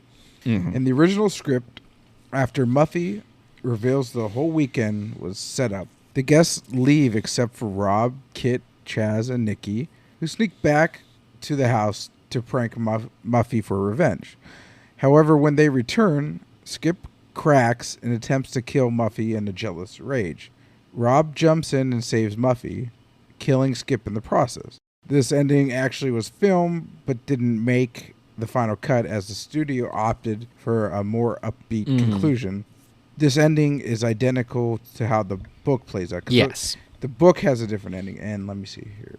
So here's the other ending. In the ending, Muffy is left to believe she is alone on the island. Mm-hmm. Skip bursts out of a closet and cuts Muffy's throat. She screams only to have the rest of the characters, Dot to be gone, enter the room laughing. They pranked her back. Yeah, I think that's the two. I think there was also one where like There might be another one. I think the other one might be Nan actually kills her and just ends like that. Yeah. I can't remember if that's a legit one or not. But yeah, I think I did remember hearing about the novelization and then the alternate Skip ending. But I don't know if the Nan killing her was filmed. But you're right, I do believe the Skip one was filmed. Also, the ending they show in this, the theatrical cut, it was filmed 3 or 4 months after the principal filming ended, which explains because in the scene, Deborah Foreman and Leia Pinsent. Mm-hmm. Oh yeah, I didn't put her as one of the actors, but she's the actress that plays they have different Nan. hairstyles in the scene. Yeah, Nan's hair is like slick. Yes. It's like almost like slicked back, and then Yeah, but you could also explain that as like she sneaked in the room, so she slicked her hair back. And I don't think it's really too noticeable with Muffy, Deborah Foreman, because it looks like she kind of just got through a night of partying, so that's why her hair is all screwed up. So there are 2 references to Friday the 13th Part 2, which Amy Steele started. So the cat that scares Skip before he dies, just as it happens to Alice in Friday the 13th Part 2. Yes. Yeah, that does happen. And Arch, he gets hung upside down in a rope, just like Scott in Yes. Friday the 13th. Let's see what else I got here. This movie cost $5 million to make. They only gave the domestic total. It made $13 million domestically. Success, I guess. Yeah, after marketing. Before we go into our things, it has a 55% on Rotten Tomatoes, and the audience score on Rotten Tomatoes is a 47%. And IMDb, it has a 6.1 out of 10. And on to you, my friend. All right. With that, it's time to take our last bite. April's Fool's Day is a unique slasher that stands out amongst the glut of slasher films that released in the 80s. It has a great cast of well-known B horror movie actors that bring this group of fun and entertaining characters to life and make you truly believe that they are good friends, albeit ones that like to pull extreme pranks on each other. The score by legendary Charles Bernstein, while not his best, is solid and used at the appropriate times you'd expect throughout the film. It's slow and creepy when it needs to build up the tension and intensifies when the action heats up. The effects in this one aren't going to wow you. They are well done and effective for their purpose in the movie, but other than a few scenes, there isn't excessive gore in this movie, which is okay as the focus is more on the story. And while the plot starts out as your typical fuel for any good homicidal maniac to go on a killing spree, it's a film's twist that it has all been one great big prank that sets it apart from the rest of your slashers, which adds it to the ever-growing list of great horror twist endings. Overall, April Fool's Day is a great off-the-beaten-trail slasher that delivers something extremely different than most of the films in the genre, with a fun narrative-driven plot revolving around April Fool's pranks rather than a high body count and excessive gore and nudity, proving you don't need either to make a classic slasher. Overall, I give it a rating of 4 pancakes. And a little brief history about my involvement with finding out this film. This is kind of like, so when you first learn about your horror movies, you have your Friday the 13th, your Nightmare on Elm Streets, all that, your Halloweens, your big names that you start watching. So I feel like this movie falls into like that second tier. Like, okay, now you're digging deeper. That's kind of where this is at. Your Terror Trains, your Prom Nights, My Bloody Valentines. When you've watched all the mainstream franchises, this is like where you start getting into this. That's kind of like the level this movie's at.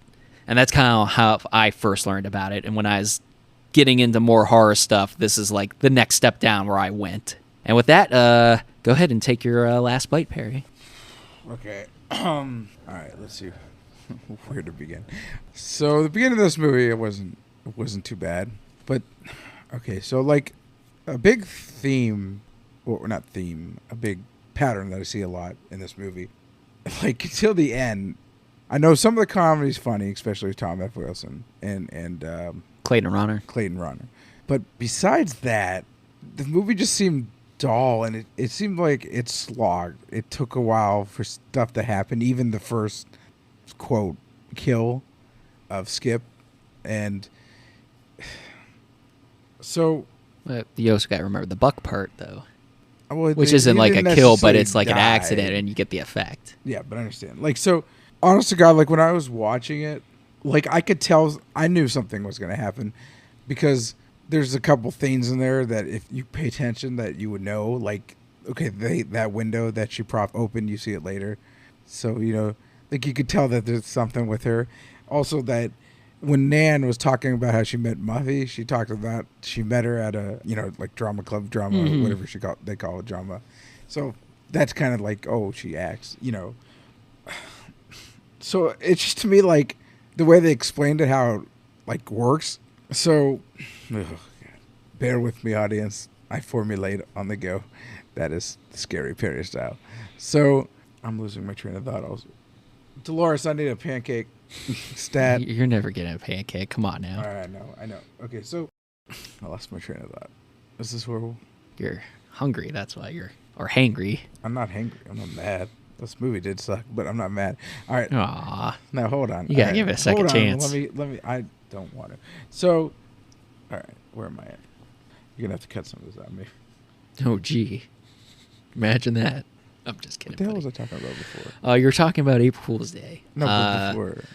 You were talking about the comedy, how it dragged. Oh, yeah. Okay. See, it dragged, and then... Yeah, you could see that. Oh yeah, you were talking about the Drama Society thing. There might be clues. I knew something was going to happen. Not exactly what was going to happen, but I had a feeling that they really didn't die because every single death was off screen.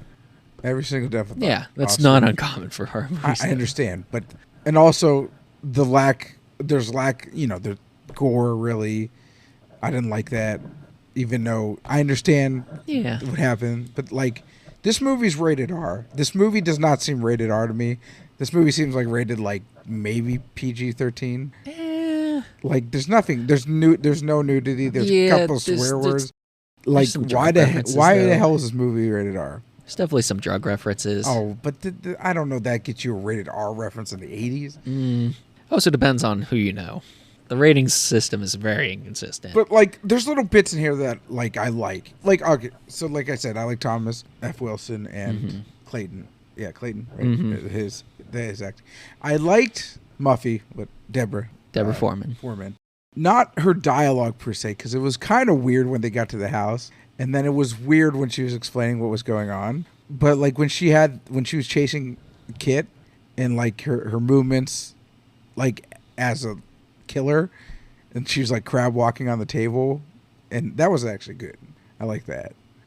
I wish they would have elaborated on stuff like this, with Hal, the car accident with Nan. I mean, Hal was the one with the car accident. Nan had the abortion. Yeah. I said Hal with the car accident. Nan. You said Nan. I just stopped at Nan.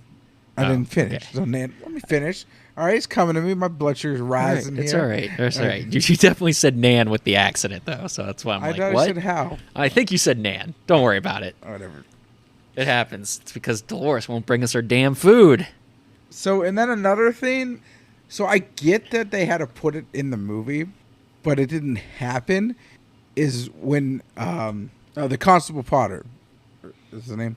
Yes, that's his Potter. fake name. Potter. Oh, I also forgot to mention that maybe Potter is a reference to like Potter's Field, like where they dare random dead people. Like maybe that's like another hint that he's not a real constable. Like, I feel like his voice could have just been there when he calls, and he's like, "Oh, what the hell is it?" Well, that's to keep you in suspense, man. But they show a hospital.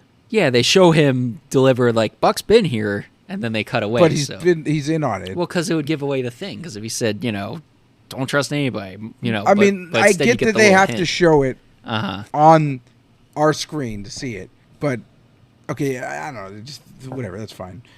Okay. Also, I really didn't like the score in this movie. I know you liked it.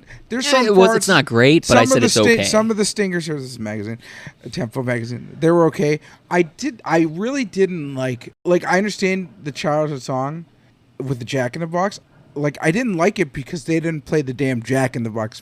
Like they tried to. It's like he tried to go around it and then like stopped. So it never goes dun dun dun dun dun dun dun dun dun dun. I don't think it makes any noise. Well, they try. If you go back and listen to it, he does it a little bit. He goes like dun dun dun, and then it integrates into music. But I don't like the way that was it.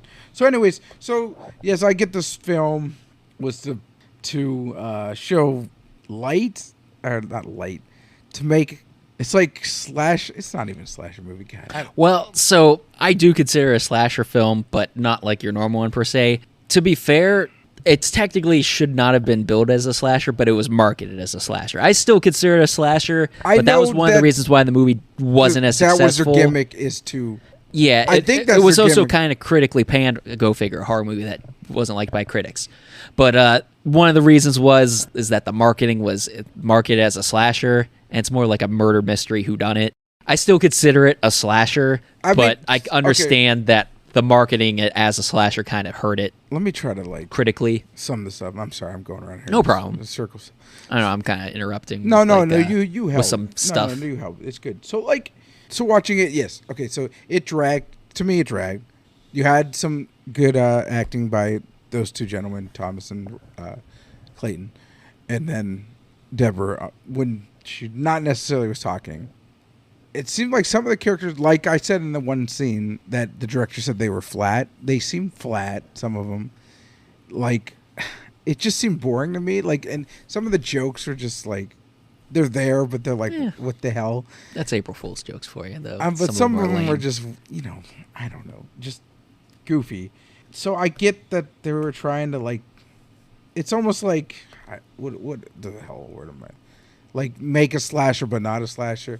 And then the whole oh, we're gonna turn this into a murder mystery. Was it murder mystery like dinner? Yeah, even I guess. were they a thing so in the 80s? I thought they're like late 90s, early 2000s. Nah, murder mysteries have always been. Like you know how they have like Well, yeah, like mystery a better. dinners? Yes, Or in some places she was have ahead of breakfast she was there. ahead of the time, man. Yeah, but the thing is, and then she's like, I left clues. She barely left fucking clues. Oh, a picture with two of her on the thing, which is her and her brother. And then, Yeah. wow. Like, And the heights, And then they and could the have missed letter. that. Oh, wow. The letter. Like, how does she know all this stuff is going to come into fall into place? And it wasn't. I mean, I guess she kind of alluded to it. Like, oh, she almost got killed by Hal and his gun. But, you know, like, I just, overall, I just didn't like it. I wouldn't recommend watching this to anybody. I'd tell them, if you want to watch something like this, go watch Clue. Clue is a million times better than this movie. If you want to watch something more contemporary, watch Knives Out that came out a few years ago. You can all you want, but it's a good movie. Man, the whole thing in that movie was just dumb, though. And I'm sure there's other murder mystery things. But I get that they were going for a concept. And to me, I did not get fooled. And I'm not going to fall for I see through their fools, even though that's their premise. And bottom line here, I didn't like this movie. I mean, there's some good things in it. But this is maybe something to maybe revisit on a YouTube clip or something of like, you know, best scenes or something. Like, I honestly would not like I'd watch Blood Rage every Thanksgiving, right? I could watch Christmas Evil, you know, every Christmas, right? I don't want to watch this every April, okay? This is not just me. So, bottom line, 1.5 cannolis out of 5. That's my rating. All right. That's my rating. Sorry, I had You're to, allowed. No, you're took allowed. me a while to beat around the bush of that. Yeah. You're allowed to have your opinion. I But mean, one thing to note, I think it is sort of somewhat. I remember reading this. It is kind of, and they make a reference to Agatha Christie. It is loosely based on an Agatha Christie story. yeah, I think I read I forget that which one, but and I have no idea about the remake, and I don't want to touch it with a 20-foot pole. well, one of these Aprils we'll have to do the remake. It's not That went good from what I straight heard. to- straight to video. Straight to video. Yeah, And also, this movie, unfortunately for me, was not available on our lovely Tubi, where we go to for most movies. It was not that long ago. But then I was looking around. I even went to some kind of streaming site. I didn't say that. Anyways, it wasn't even on there. So I had to buy this movie. And, Oh, you didn't have to buy it. not buy it, rent it. What'd you- HD or SD, $3 or $4. $3. All right, you know what? I'll get it. Should've just went to I YouTube. should have bought it in SD. Probably could've I found know it on they YouTube. you have to buy it on YouTube. Oh, you gotta keep looking until you find I, a full movie. Whatever. You gotta find the bootleg, man. I don't even want this. Like, don't hand me this. You gotta be a pirate. Arrgh. But, so I would like $4 from you, sir. While we're on this podcast. All right. Well, when you pay me for these microphones and this recording thing, then maybe I'll What? give you your $4. Right? I'm the one who told you about where to piss in the gas station. You're going around here. And I do like dick. Oh, this pod. So, anyways, Oh, this uh, podcast is going yeah. off the rails, unlike the Terror Train. I honestly think this movie is worse than Chud, too. No, Dude, there's no way. Daniel This movie's Stern, actually he was interesting. way better. And even Daniel No. Stern and John Hurd was good. Yeah, that was the only thing keeping that movie going. Okay, what the hell kept this movie going? Thomas F. Wilson and Clayton Rodder, Amy Clayton. Steele, Ken Oland, No, these people. Deborah Foreman, No, no, Deborah Goodrich. No, I don't care. You have the hots for Pinsett. her. She was weird. Well, I don't want to offend my other celebrity crush, Victoria Justice. Don't worry, Victoria. She means nothing to me. Like, yeah, it's just not for me. You're allowed to do your opinion, man. I can't. I just because it's. I can't tell you you're wrong it's on not this a one slasher because- movie, and they gave it a rated R. I don't know if you're trying to tell me, I don't know if they gave the rated R rating for Misdirection. Probably for. Because I mean, there's several To severed fool heads. them, yeah. There's 2 severed heads and a floating body. There's 3 severed heads. Okay, whatever. I don't care. Muffy, Arch, Skip, The semantics of the heads. and there's Buck's bloody face. Yeah, it's Agatha Christie's novel. And then there were none. Is that what you said? And then there were none? Yeah, that's what. Yeah, that's what I thought it was, but I wasn't 100% sure. It's probably.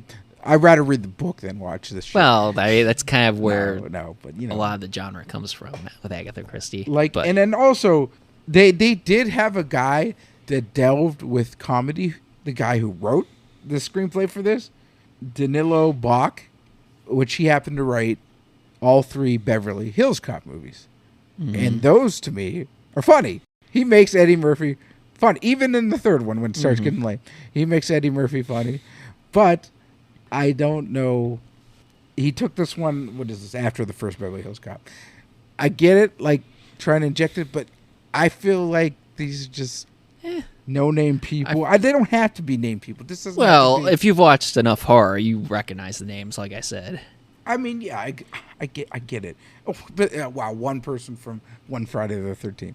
I mean, well, like I said, Clayton Runner's been in a few things. I mean, they've been in stuff, and I'm pretty sure Deborah Foreman's a scream demeaning queen. these actors because this is their job, but I'm telling you, yeah, some of them did a good job, but like I'm not saying somebody did like awful, but except Nan. But anyways, Nana, Nanny, Muff. We didn't even get to see Muffy's Muff, okay? I don't know what to tell you anymore about this movie. I can't believe you'd actually want to see it, or Muffy's Muff, considering... I mean, you could click the button. I just like it. I got it in there. I got the one for the episode. Oh, my God. But let's see. This... That's not how you say it. It's, oh, my God! So, I want to throw a little outer fact. All right. Let's wrap it up. We're going a bit long here. Hopefully next episode, less hotcakes, and we can... They wanted to film this in Martha's Vineyard. They ended up filming it on Vancouver Island. And I guess that's it. Okay. I feel like this is still like a nice little meta take on slasher films. Not quite like Scream, but it's still got like those nods and like the ridiculous plot twist. Oh, there's a twin, that type of thing. And it's like there's a little wink and a nudge at like the tropes of the genre. But I wonder if the novelization is any good. But I don't, Yeah. All right. Anything else you got to say before we wrap it up? Oh, there will be better movies coming. I think this is fine. It's got a cult following. It's classic. It's a fun film. That's my opinion. That's what we do here. Yeah. We review. Like I said, you're allowed your opinion. Yeah. This isn't like Halloween where I'm going to tell you you're wrong because you didn't give it perfect rating. Because this is a more like. I gave that a very high rating. Your opinion was still wrong. Maybe I'll raise it now. Can I go back and raise it now? No, maybe. 5 cannolis with pistachios. We might be doing some adjustments in the next one. Rum. But anyways. I have 2 that I'm going to adjust, I think, in the next one. We went long. You got to edit this thing. Bad boy. You're going to kill me. It's all right. It wasn't all hotcakes. I can tell you, our hotcakes clocked in maybe at like 30 to 40 minutes. 90 pages of notes. This is all. Well, hey now. Hey, this was released on Laserdisc. Damn it. Oh, man. Laserdisc. Everybody knows that's the best format. You got anything else to say before we... I don't. Before we try to dine and dash here? Wait, with what? We don't have food. We just got exactly. Pepsis. That took 30 minutes to get. Anyways, you got anything else?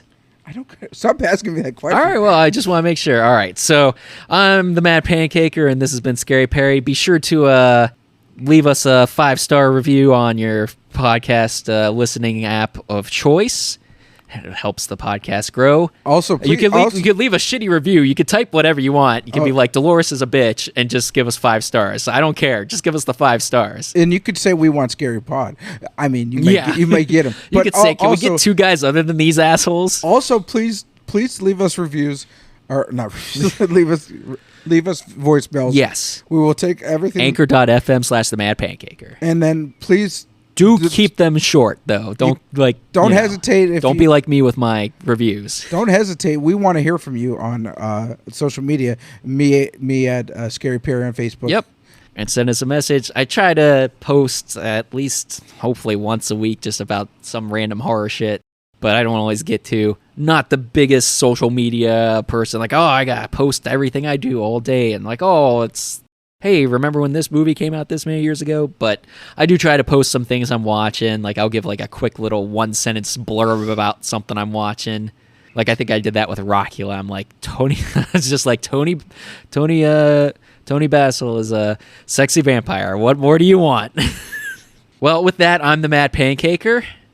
And I'm Scary Perry. Join us next time when Betsy Palmer buys a car. Check, please. Delores!